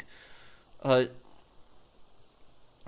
don't want to get into the whole political drama, honestly, but yeah, this whole war is just stupid. I am not in support of this at all, this conflict that's going on. I think that this is just stupid what's happened. American loyalists, are you here right now? I hope that you understand my perspective. But that's basically what I was just getting at with that stuff. Whatever it said on the poster, it's all right there for you.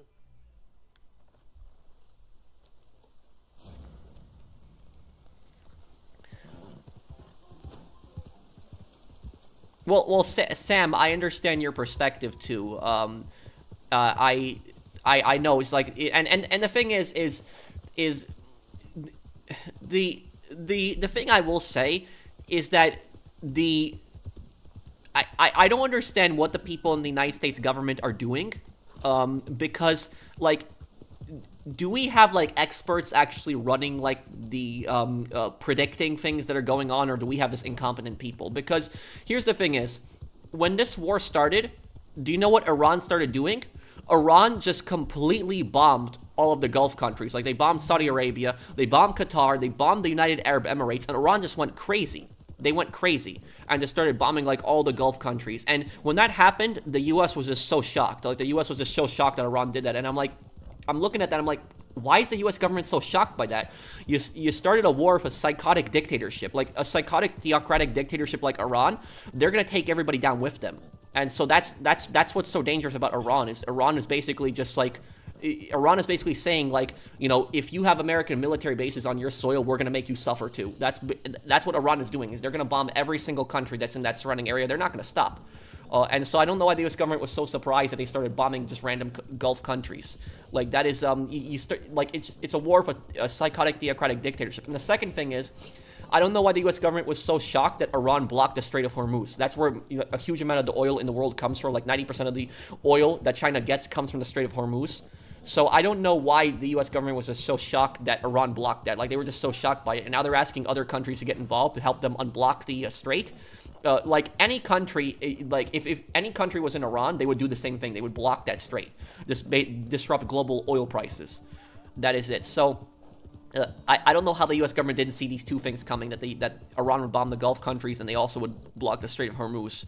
So there was some really bad intel going around. That's the thing that I'll say about this. Some really, really bad intel. Professionals should be the president of the United States.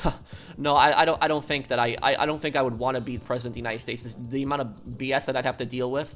But also is in politics, what's disgusting about it, there's just so much money that is just, you know, all around, and is that when somebody like me in politics, I'm not a rich man, I would have to take money from people, you know, to fund my political campaigns, and then those people would expect me to do favors for them, and I'm not going to do that. So I don't want to take money from people either. But if I was like the president, I honestly think the CIA would like assassinate me if I was president, because I would not support intervening in any country's affairs and, you know, doing a lot of this stupid stuff. And with the military-industrial complex, I'd shut a lot of that stuff down. So I think the CIA would probably like assassinate me or something if I was president.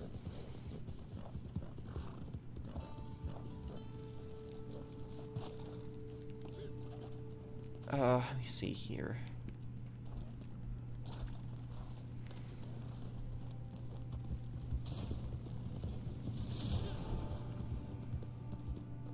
This is a tough question. Are we in a third world war? No.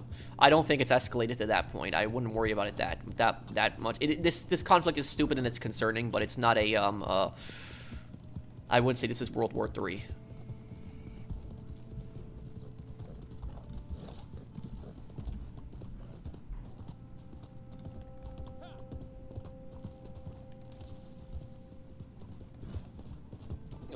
We are doing this for the Israeli lobby. Well, thank you for the super chat, Rico. I am just so sick of, like, foreign countries just interfering in our country and just supporting lobbyists. And it's not just the Israeli lobby. There's also lobbyists from other countries. There's, you know, the Israeli lobby. There's AIPAC. There is a Saudi Arabian lobby. There's a Chinese lobby too. There's an Indian lobby. You know, there's European lobbies also. There's a lot of Europeans that lobby in America too. So there's all of these lobbyists, these foreign lobbyists. These guys should honestly just be kicked out of the country. That's what I say. Is like I'm just so sick of, like, foreign governments like lobbying the U.S. government. Like I agree with you that this stuff should just not be happening. Thank you, Rico, for the super chat.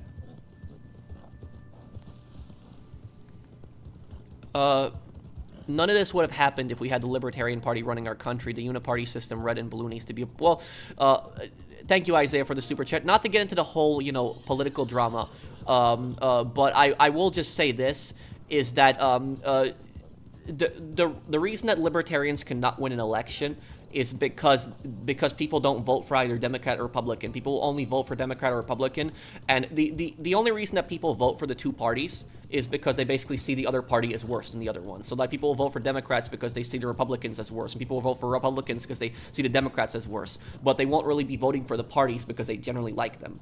So, you know, both the parties have very low approval ratings.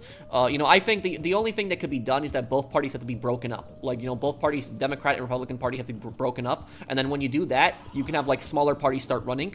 And you can have more of a system like Europe, where there's, like, a lot of more smaller parties that, like, get seats in government and stuff like that, because there's only Democrat and Republican right now, which just sucks. So that's it.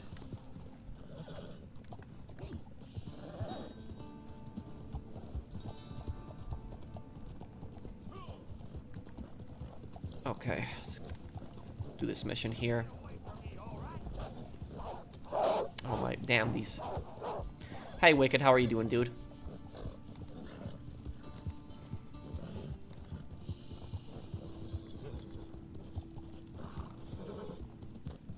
I wish you could address the cheaters issue we have in Reddit Online and PC. What's going on? You mean like the are you talking about like the modders? Because I did do videos on cheaters in Reddit Online on PC, but I did them like years ago. I did a video on like when they were spawning those chests that had like, so basically what would happen is that modders could permanently ban you on Reddit Online. They could. It's ridiculous. So what modders would do on Reddit Online and PC is they would spawn these chests, and players would open up those chests. And what those chests basically did was they had like an insane amount of money and gold. So like if you opened it up, it would get like $100,000 and like 100 gold from it. And what would happen is Reddit Online's cheat thing would automatically detect that and would ban you. And so you'd get banned instantly. And so that happened to a lot of people, where people would open up these modder chests that were, you know, spawning in the game, and they would get instantly banned. And it's kind of really stupid.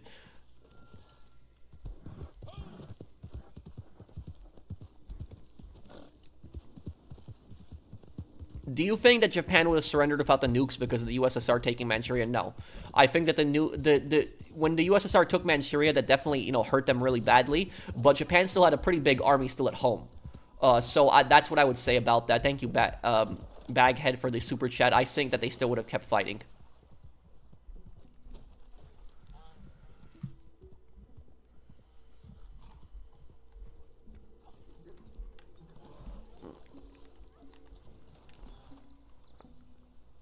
Gathering up your strength.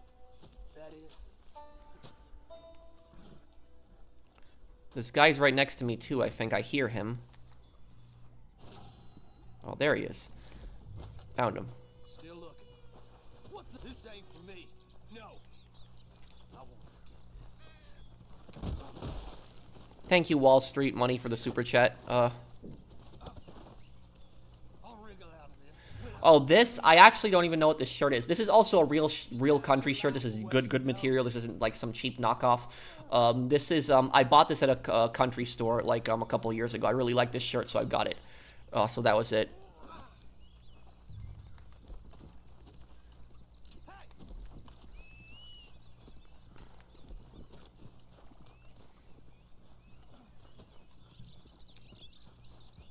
Untie me now.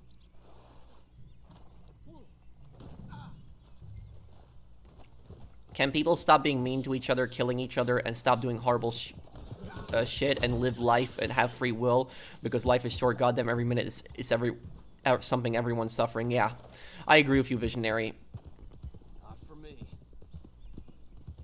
Is American Loyalist still here, by the way? I haven't seen a chat from him in some time, but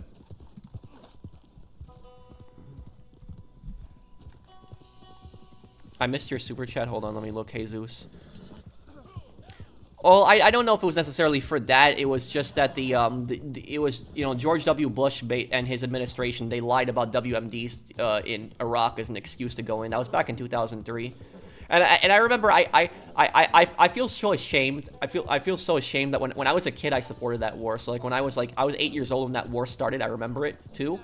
And when I saw that on TV, you know, I believed the president at the time. When I was like 8 years old. You can't really blame me for that. But I remember I believed the president because like I thought he said, oh, there's this psycho dictator and he has nuclear weapons and we got to go in Iraq and get him and stuff like that. And so I believed that stuff. Like we didn't have YouTube and stuff like that when I was a kid, and so we just had the mainstream media and that was it. And so I was so ashamed that I believed that nonsense. It was just such a stupid war.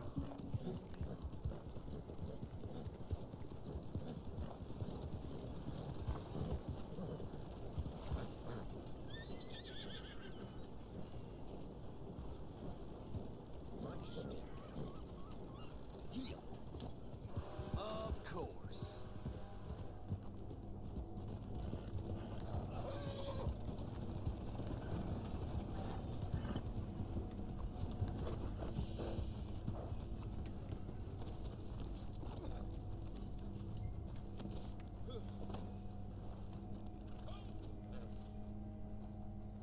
No worries, we all learn and we live another day. Thank you, Infinity Daniel, for the super chat.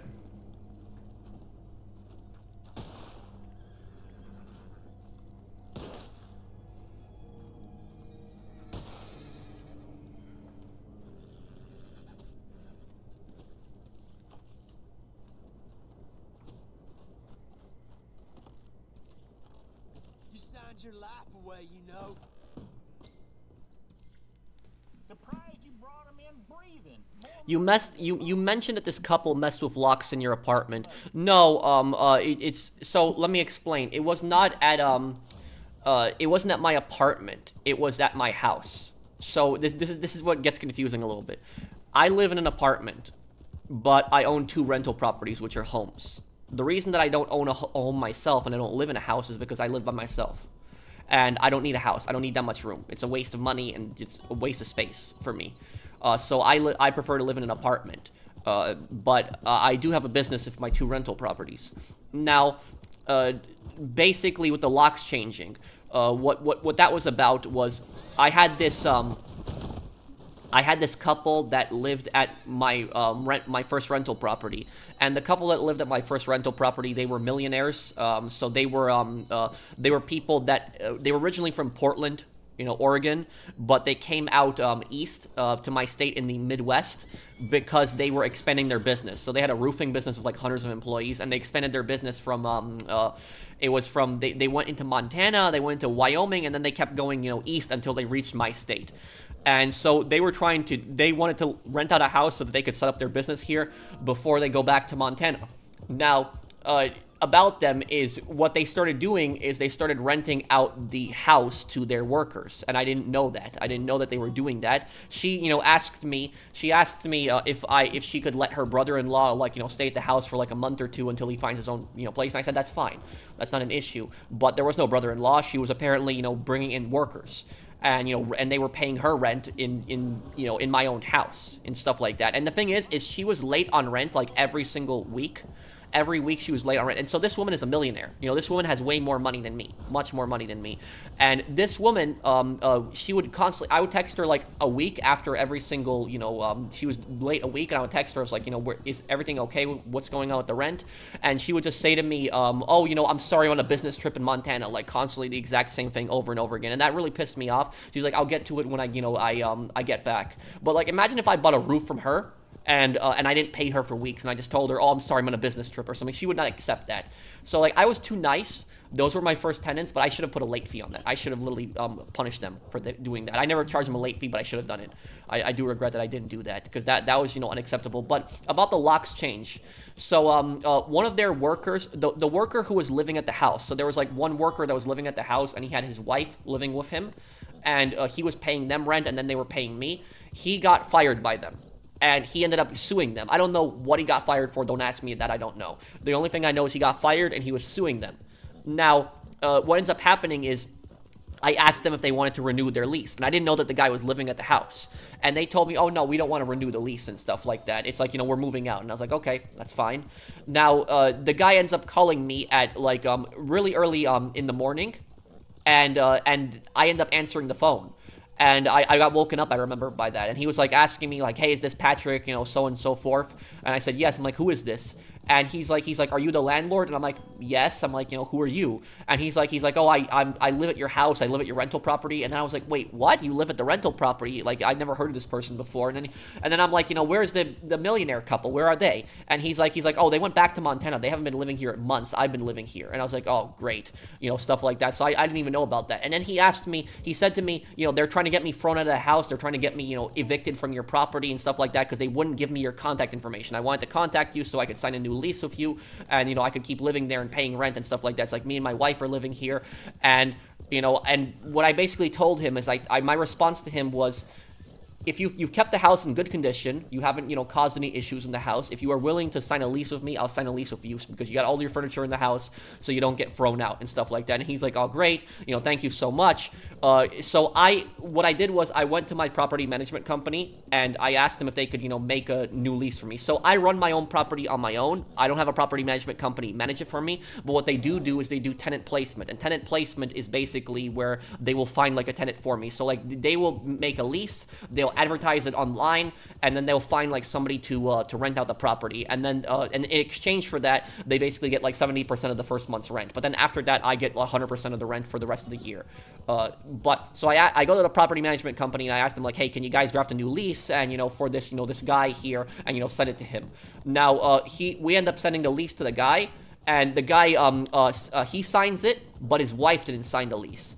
And like what ends up happening is a couple days pass by, and then the guy ends up calling me back, and he says to me, sorry, my wife decided that we're not going to stay at the house or something like that. We're moving out. And I was like, okay, whatever, fine. And then like a week later, he contacts me and he says to me, hey, is that position still available? Like, my wife changed her mind. Like, we want to stay in the house. And at that point, what happened was we had other applicants. We had people that applied, to the property already, but we didn't finalize the lease of any of them. So it wasn't like final yet. And what ends up happening is I said, okay, if you want to stay, we'll draft a new lease for you. And then I went to the property management company. We drafted a new lease. We sent the lease to the guy, and then the guy signs it, but then his wife didn't sign it. And then a couple days later passed. He called me. I had a missed call from him. He sends me this long voicemail. It's maybe like a 2-3 minute long voicemail. He's explaining. He's like, oh, I'm sorry, my wife changed her mind again. I was like, oh my god. I was like, Jesus Christ, excuse my language. That's literally what I was thinking. I was like, dude, it's like your wife changes her mind so much. Like this is like the second time now, and now you've wasted my time and you've cost me money, because in that time I could have just found other people that wanted to like apply at the house at this time. So what ends up happening is one of the guys who applied at the house originally, I contacted him and I asked him, hey, do you still want to, apply to, live at the property and stuff like that? And the guy's like, yes. But then the guy started getting pissed at me. Like, he was mad at me. Like, on the phone, he was just really annoyed at me. And he's like, I applied to your property and stuff like that. And then the property management company told me that they found somebody else. Like, how is that fair to me? And the guy started arguing with me on the phone. And I told him, like, dude, calm down. I'm sorry for the misunderstanding. I had a tenant that was living in the house already. He had all of his furniture in the house. So it would have been, difficult for him to move out. And he said that he wanted to stay. And so if he wanted to stay, I was willing to let him stay because he had all this stuff in the house and everything like that. And when I explained the situation to the guy like calmed down, and I said to him, like, are you willing to move into the property and stuff like that? Do you want to go in? And he says he calms down eventually, and he's like, okay, I'm sorry for my attitude and stuff like that. And I don't blame the guy for getting mad too, because he applied and then he was denied, but he just didn't understand everything that basically happened with the situation. Now the situation gets really stupid, because what happened was the family had moved out. The guy moved out. He took all of his furniture with him. But I went to go do an inspection on the house. And as I went through the house, right?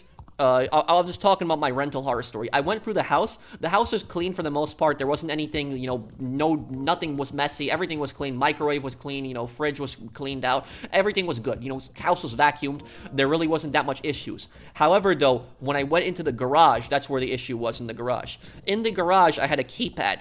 And that keypad in the garage, it's a number keypad. So you put a number in on the wall, and what it does is it unlocks the door to the house. So like there's a door to the house that's electronic. You put in the number, you put in the code, the door will unlock. Now, when I tried to put in that number to unlock the door would not unlock. It would not work with that code. And so somebody changed the code on that lock, on that keypad, even though they weren't supposed to change the code. It was supposed to stay the same code. Now, I contacted both of the groups. I contacted the millionaire couple, and I contacted the guy who moved out, and both of them denied it. Both of them said, oh, I never changed the code. Both of them were making accusations against it. Oh, they must have changed the code. And so I know one of them changed the code. I don't know who did it, but one of them did. Now, I did not have the instruction manual for this, keypad. This keypad was here before when I purchased the house, so it was there. And I had, went to my handyman, and I, contacted my handyman. He's a good friend of mine. He also does inspections on my properties. And like, I contact him, and I'm like, hey, dude, I'm like, can you come over and, help me fix this keypad? Like, I'll pay you for it. It's just, I need to get this keypad working before the new tenants move in. Like, this needs to be operational for them. And he says, yeah, sure, I'll come in. I'll fix it for you. Now, he comes in, and what he does is he struggles with that keypad for over an hour. For over an hour, he tried to change the code. It would not work. It would not let him. And he's like, Pat, they changed the code, but I cannot unchange it. And I felt really bad for the guy because he wanted to leave without getting paid. And when I tried to offer him money, he's like, no, you don't have to pay me because I didn't do any work. I didn't manage to fix it. So I felt kind of bad for him. I still gave him $20 for that. I insisted that he takes it. He didn't really want to take the money, but I insisted he takes it because he spent an hour, trying to fix my keypad, but he wasn't able to fix it. So I kind of felt bad for the guy. But what I did was I told him, hey, if I order a new keypad from Amazon, and and I have it shipped here, can you rip out the old keypad and just put in a new keypad and just link it to this door? Can you do that? And he's like, yeah, I can do that. And so I was like, okay, cool. So I ordered a new keypad, and the new keypad cost me like close to $200. And I ordered it, and it it came. He installed it, and I paid him like his installation fee and everything and he hooked it up, and it was working. Now the thing is I could have taken these people to court. I could have taken these people to court for the nuisance that they caused with that keypad. I could have definitely done that.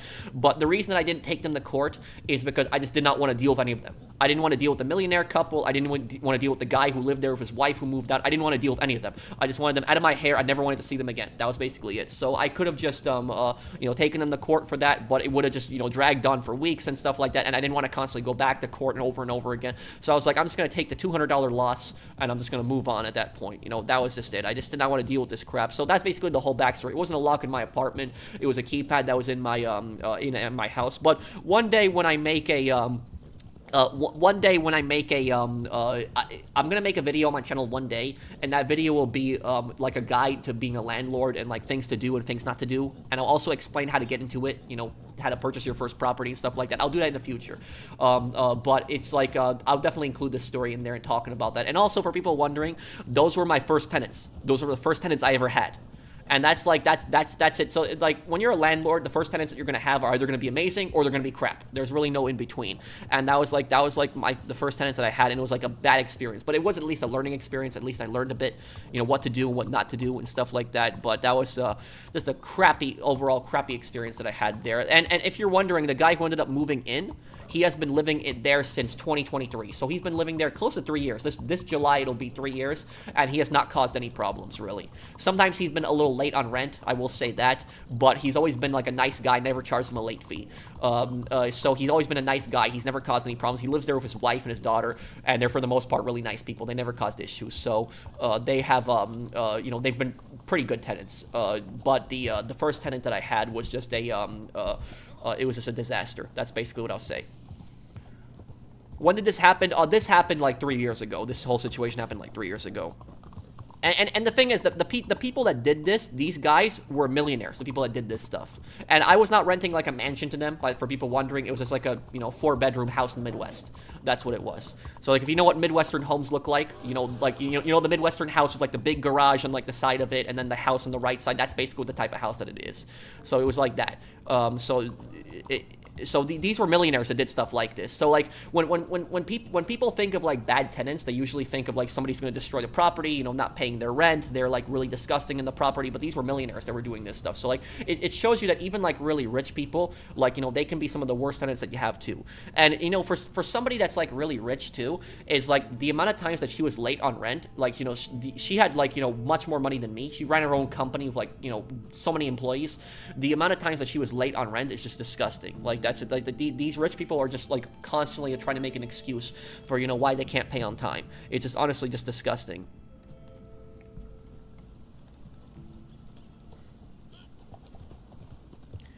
Hey Pro, can you add me and I can play with you? I just got Red Dead today. My username is Netflix Polska. Yeah, I could add you.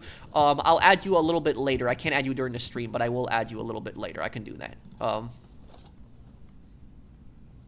Did you take out an FHA loan? Oh, I'm sorry, Praise the Dawn. I'm sorry I didn't see your super chat. Let me answer some of these. No, I did not take out an FHA loan. I'm being completely honest with you guys. When I purchased my rental property, I purchased it in cash. I did. So I purchased the whole thing in cash. There was no mortgage or anything like that. I just made a cashier's check. I gave it to them at closing, and I just signed a bunch of documents, and that was it. That was pretty much the whole thing. That's how the whole thing worked. So that was the backstory on that. And one of the reasons that I was able to purchase a house in cash was because I had taken like 90% of my YouTube money that I saved up like over the years from like all my money guides and GTA videos. I took like the money that I saved from that and also from 6 years of work in retail, and I just put it into that house, into that property. What is it here? Yeah, so that's basically the backstory. I just purchased in cash. I did not do a loan or anything like that. My bank kept trying to pressure me to get a loan with them. Like, they kept asking me to get a loan with them, but I didn't want to because I had the money. And that's why I say, if you have the money, is do it with cash, as much cash as you can, just as a little loan. One of the reasons I was able to afford the property, I was able to afford it, is because I moved to the Midwest.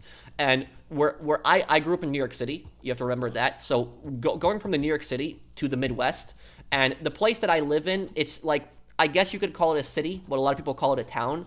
And like right outside the town is the middle of nowhere. Like there is nothing right outside of the town. Like there's just flat fields. Just imagine like flat fields for like hundreds of miles. That's what it's like.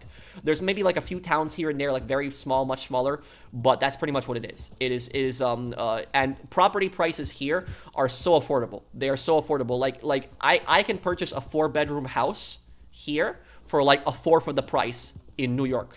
So like where I'm from, New York, like houses are 4 times more expensive. And this is like similar types of homes, like, you know, similar size homes. Like Long Island, for example, where my parents live, is just so much more expensive. So that's one of the reasons I was able to buy the house in cash also, because I came out to the Midwest, which has pretty affordable property prices.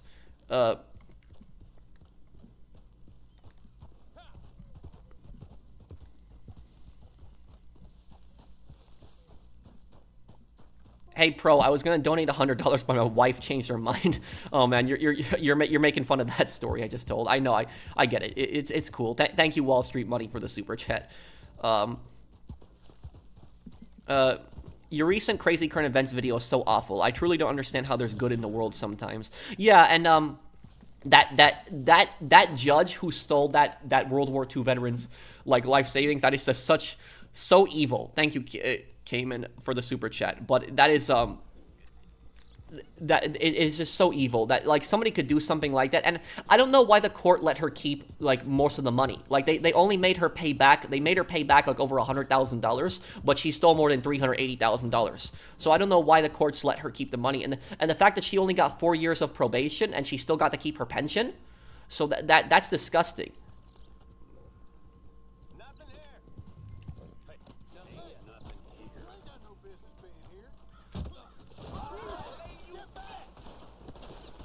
Is there a way to contact a professional personally? You can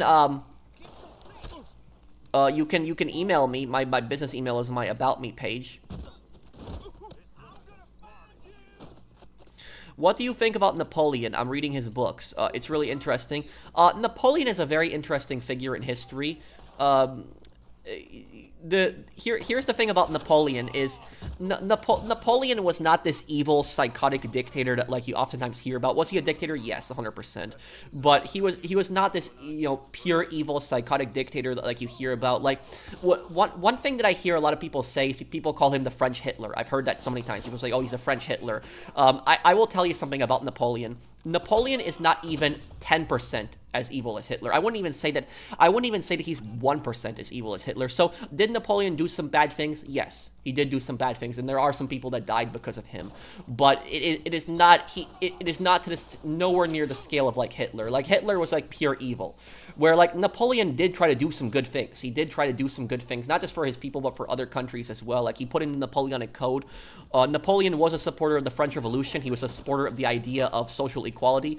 He believed that, you know, your bloodline, your birth should not determine your fate. So just because somebody was born in an aristocratic family, he did not believe that they should have like special privileges over somebody that was a peasant. He believed that like a peasant and an aristocrat were like equal people. So that's the thing about Napoleon. And here's what I will say about Napoleon. If Napoleon was the leader of France during World War II, I guarantee you he would have attacked Hitler and he would have effed Hitler up. So like if he had somebody like Hitler right next door to him, if he was like the leader of France during World War II, 100% he would not tolerate that. Definitely.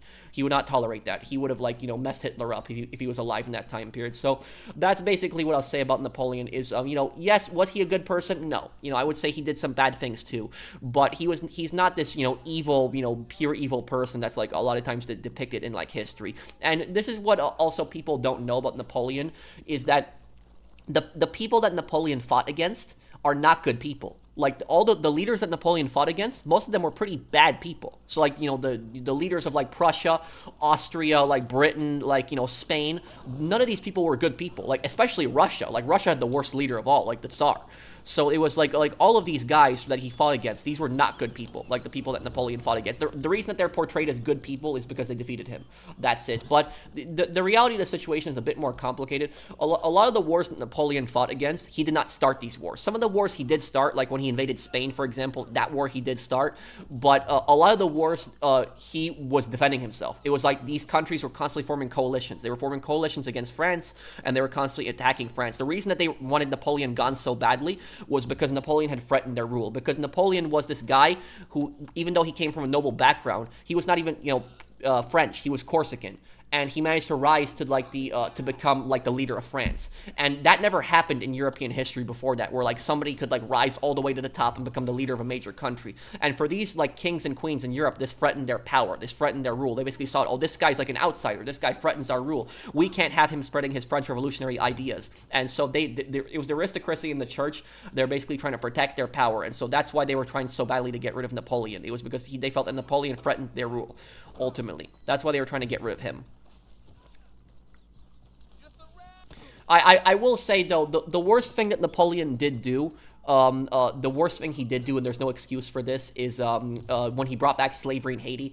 That was his worst, mistake he did. He never should have done that. Where, like, the French Revolution, they freed the people in Haiti. They abolished slavery. But then when Napoleon brought it back, he enslaved people, and he turned Haiti against France, when Haiti was actually allied with France before that. They were actually pro-France before Napoleon had brought slavery back. So there's no excuse for that. But the point that I'm getting at is that if you compare like Napoleon to like a lot of these other dictators, like you compare him to like Stalin or like Hitler or something like that, there's no comparison. Napoleon is not Napoleon didn't mass murder, genocide people. He didn't do massacres like Stalin. He didn't put people in work camps. He didn't genocide people like Hitler. He didn't do stuff like that. So that's what I'll say about Napoleon. Was he a good person? No. But like to compare him to like Hitler or like Stalin, I think is just wrong, and I think it's stupid. I don't agree with that comparison at all.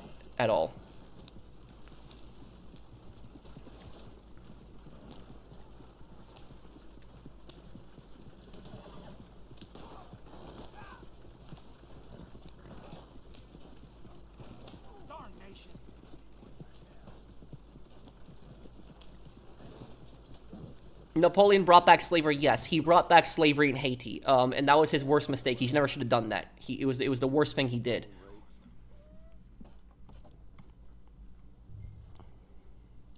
Also, the thing is if Napoleon had won, Europe today would be so different.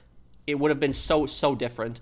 For example, Poland would be an independent country before World War II or before World War I if Napoleon had won. The German Empire would not exist. The Austrian Empire would not exist.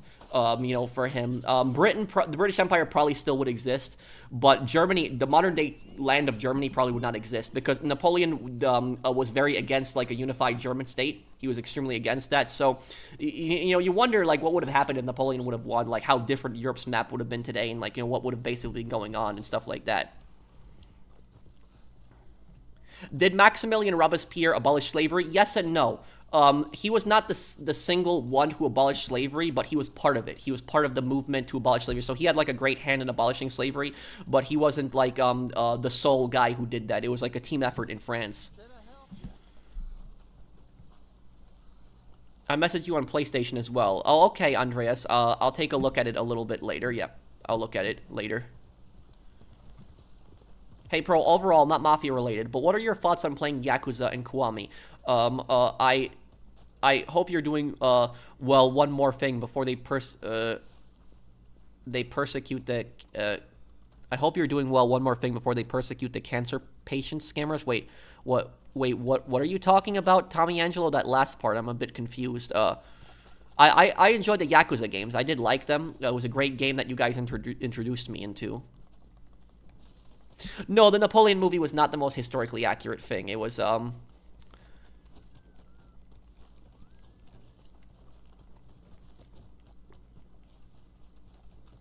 Animal Farm is written by George Orwell. It's about the Russian Revolution. That's what it was. Let me see here. Let's see, who are we gonna get?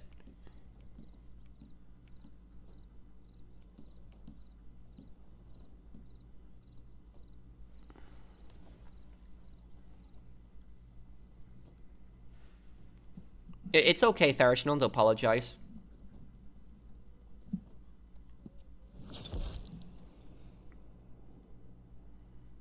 Let's do Red Ben. Let's do Red Ben Clemson.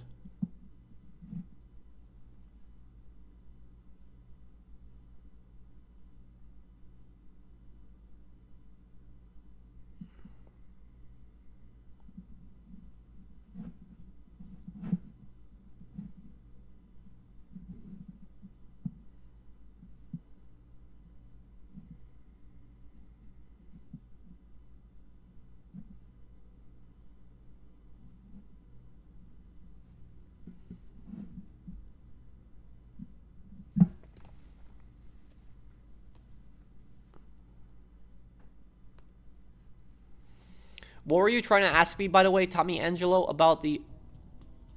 Red Ben Clemson. Dresses like he's on the way to church. Acts like he's My, heard a sermon. Fallout fan, thank you. Enough trains, one of these It's really sad what happened to Chuck Norris. I grew up watching Walker, Texas Ranger. My favorite Western. villain to others, and most likely somewhere in between. I don't know. There's not that many Westerns that I really watch. This might interest you. A fella he used to run with lost his leg. The scammers that took a stage 4 cancer patient's money using Steam games. Oh, that story that I covered. I haven't checked an update on that story. I gotta look into that one.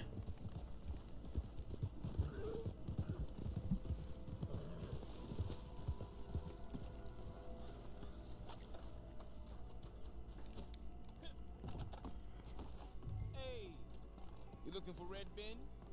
She told me you'd be here, but you better hurry up if you want to catch her. They took over a train up near Armadillo. By now they'd be going at quite a clip. So you have to find them near Tumbleweed and get on board somehow. And that's all I can give you for free. Pass made me a cripple. That don't mean I'm gonna give them up on the plate for nothing.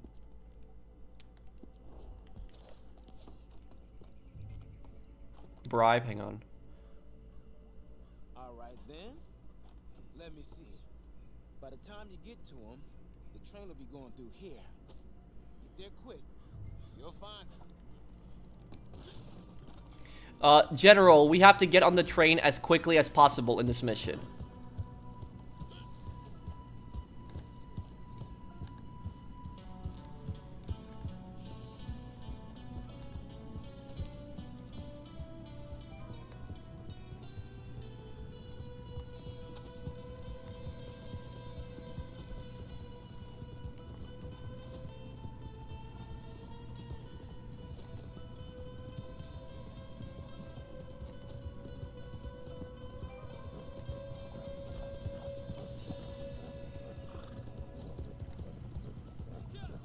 Does Napoleon have a biological child?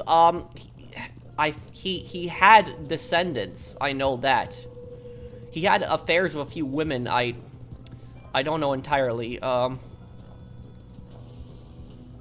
know he had like Napoleon III was, I think, his nephew. His brother definitely had kids, but I'm trying to remember if he did.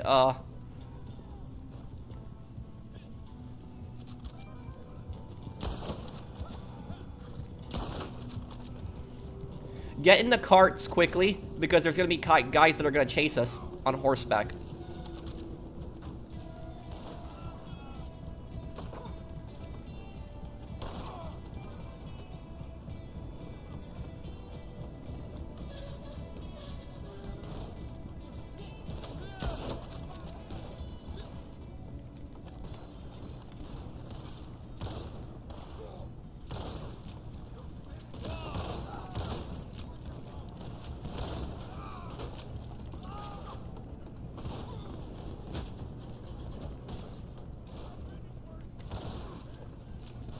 Crap. Okay.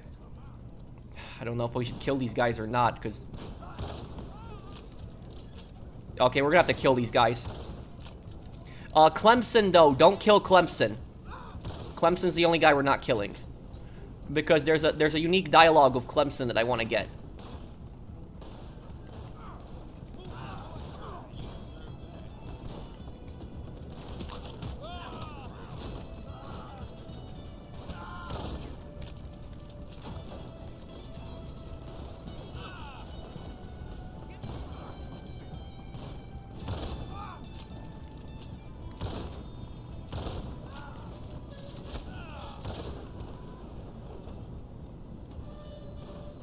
Okay, hang on. Is this... Which one is Clemson?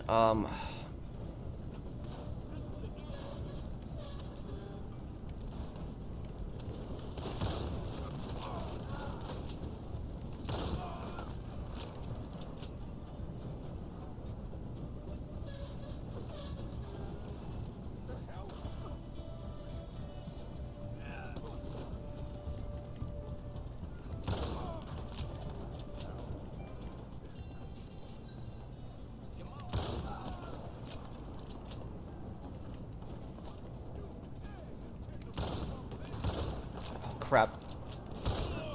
Okay.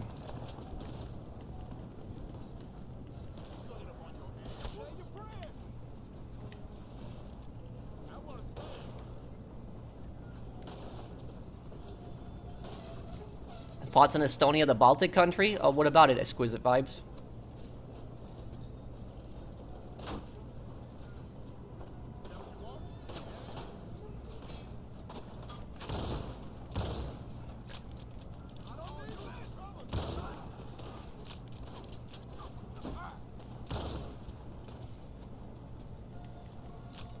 Let's take out 2 in 1 shotgun shell. I think I did. Okay, this train's got to stop.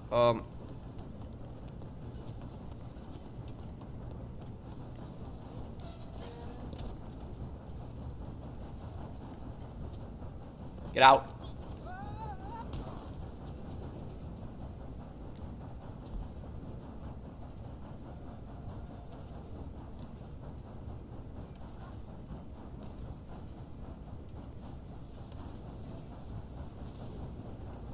I'm gonna, do you have Clemson alive, General? Is Clemson alive?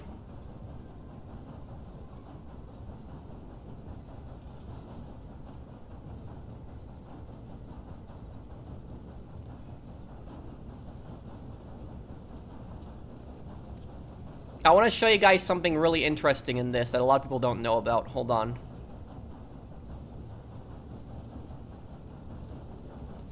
Yeah, maybe this week coming up, Ferris. I might do it,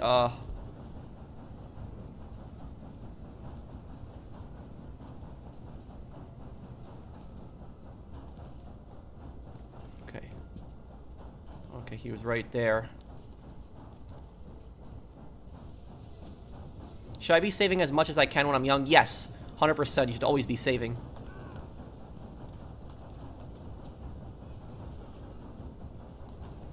Hey, your daily, Brain Rot TV, what's up, man?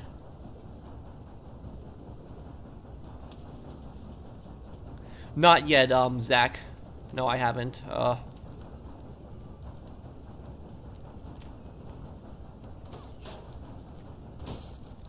crap. Okay.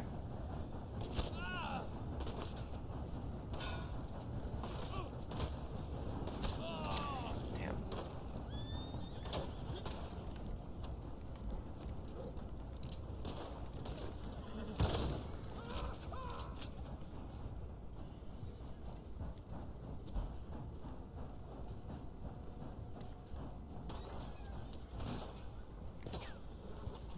Can't even tell where I'm getting shot from right now. Oh, crap.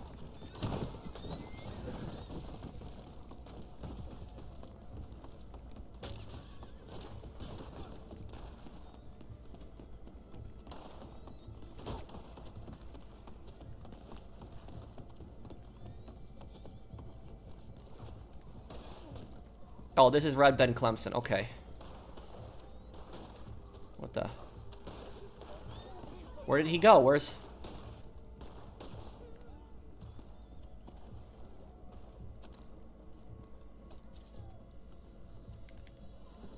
What the? He's on top of the... Okay. General, do not get off the train until we kill all these guys.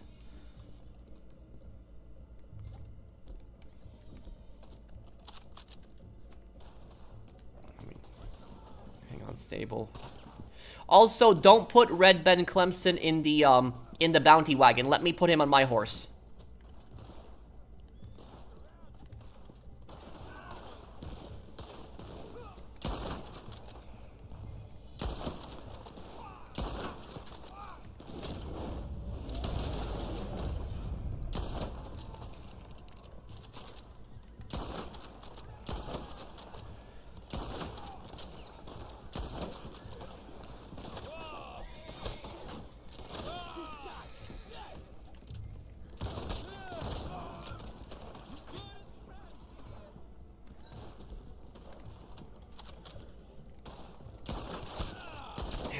Do these guys stop? Oh my god. General, help. Crap. Help.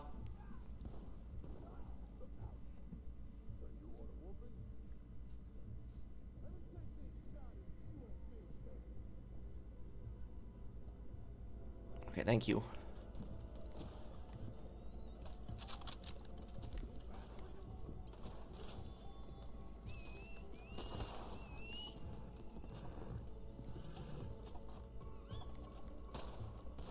Is it finally clear? I don't think they will support World War II Hell Let Loose World War II anymore when when Vietnam comes out. No.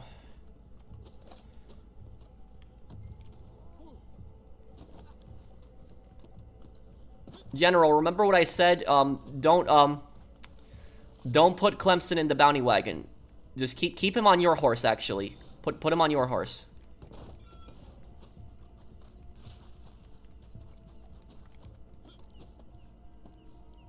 How many of these bounty targets are there in total? Okay, getting another one.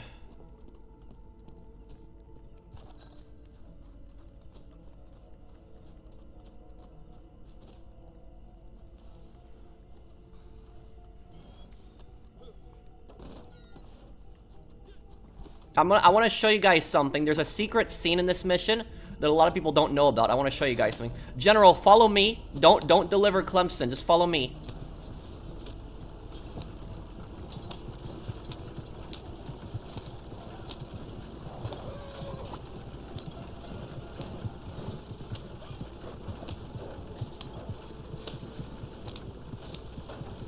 Why not the bounty wagon? I'll show you why. Hang on, there's something here. Pro, I got off work and I have to work again in 11 hours.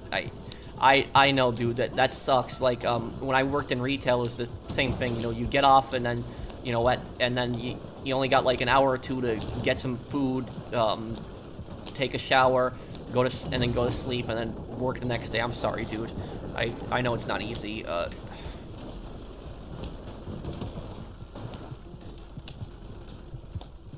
Who's General? The guy I'm playing with here.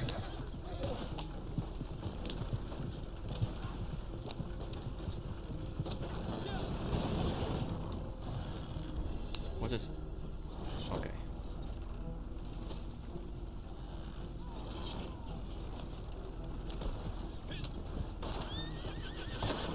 Oh my god.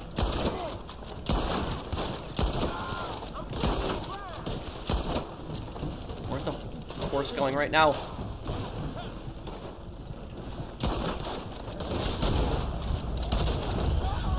Damn, Clemson has an army.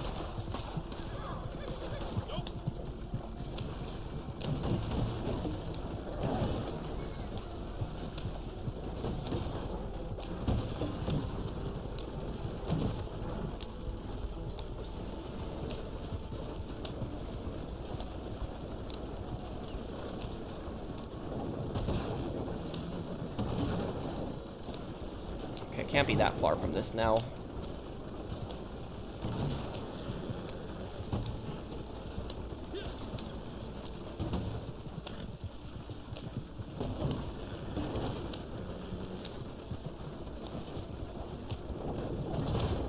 General, when we stop at the house, let me take Clemson off of your horse. A second here.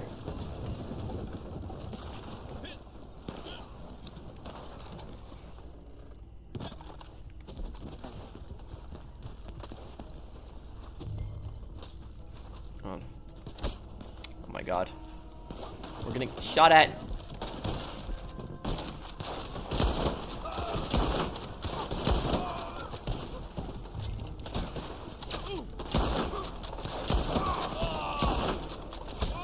God, there's still more? You gotta be kidding me.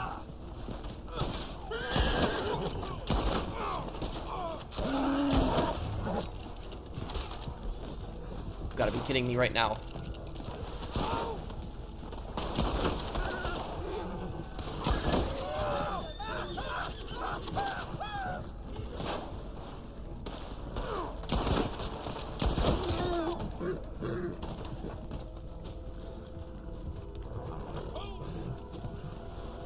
Okay. Okay, guys, watch this, because I bet a lot of people have not seen this before. This is a secret dialogue that you can get. You know the guy who betrayed, Red Ben Clemson? Oh my god, these NPCs are really starting to annoy me now.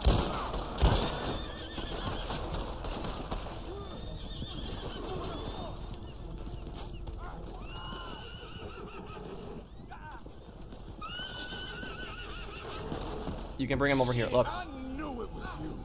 I knew it was you, you little yellow bastard. What the hell you bring him here for?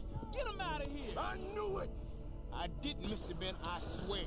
They came and found me on account of this leg. I couldn't run nowhere. They came and put it to me. But I didn't say nothing. I swear it on all that's holy. You're gonna pay for this. With that good leg of yours. Get him out of here. What you waiting for? Get him out. Let's go. So that's Taking that leg.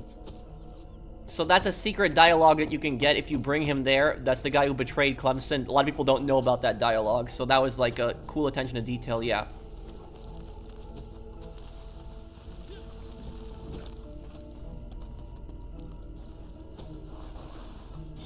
Now we can put Clemson in here and get them all, turn them all in here. Okay, General, we're good to go to the town now. Did you know about that dialogue, by the way? Now we can just deliver him, be done with this bounty.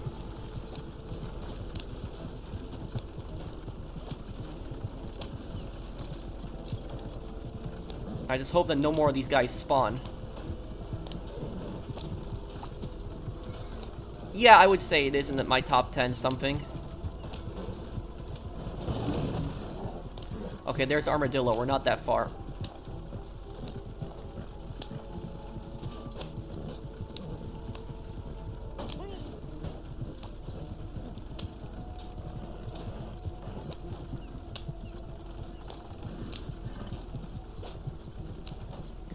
I never thought of that. Yeah, it's an interest. Did you guys know about that secret dialogue, by the way?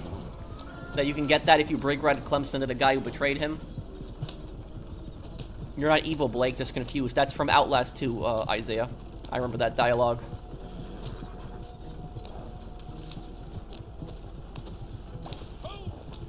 No, I'm not Anon Miller. Who are they?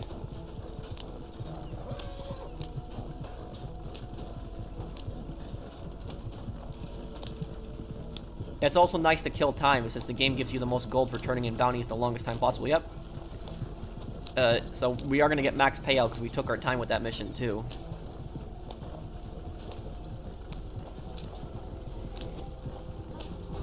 Well, ain't this a rare treat? I know you're busy. Seen my question in Super Chats about the differences between Northern Irish and regular Irish accent. I wouldn't be able to tell, honestly. If I listened to both of them next to each other, I probably would. But I don't... I'm not really able to tell entirely.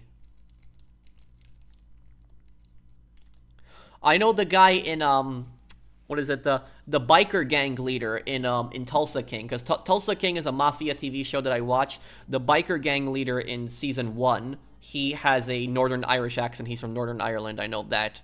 But I wouldn't be able to tell the accents apart. I'm not an expert.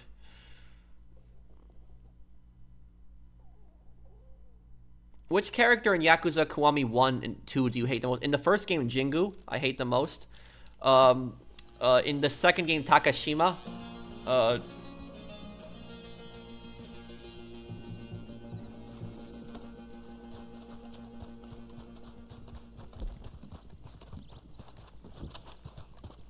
Deadwood, no, I've seen clips of it before, Neon. I will, Zach, you just gotta give me some time.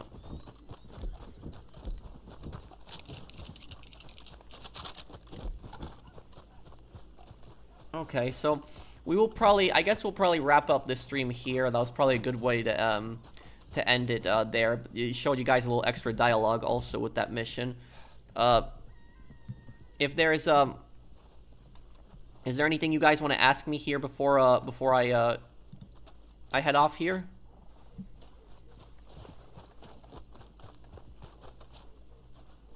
Yes, I'm gonna play the new Hitman Elusive Target, but that'll be on Monday. On Monday I'll play it. Great stream, Pro. Thank you, Flaming Eel. Please address the cheating issue on PC, Pro.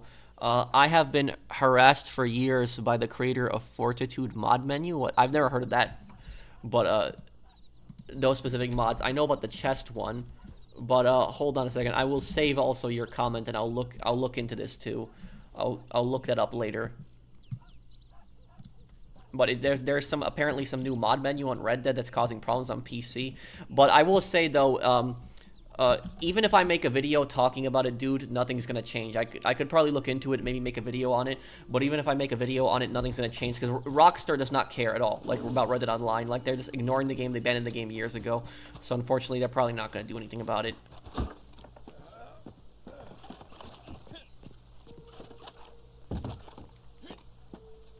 But I'm sorry you're going through that. When's your next video on Great live stream? I'm gonna have the next part of Yakuza Kiwami 2 tomorrow, the final sub-stories, finish up that. And then Majima Saga, and then we're gonna doing 50 Cent Blood on the Sand and Ace Combat 0. Do you have a favorite Friday the 13th movies? Probably the one in New York, Jason Takes New York. I know that one was a bit of the more cheesy movie, but I just did like that one because it took place in my hometown of New York too. Are you a cowboy? No. No, thank you, Roman, if I'm reading your name correctly. I don't believe those conspiracies, Mason. What system is it on? Is it only on Xbox, Zach? Video games based on celebrities don't do well. I know 50 Cent and Blood in the Sand didn't do too well, but it was a pretty enjoyable game. Forshine, yeah. Okay, so I guess I'll be heading out here, guys. Thank you guys for hanging out with me. Thank you guys for watching the stream. If you guys enjoyed it, do drop a like. I hope you guys have a wonderful weekend. I will stream next time on Sunday for GTA. Thank you guys for watching. Take care, everyone. Have a happy Friday. Take care, guys.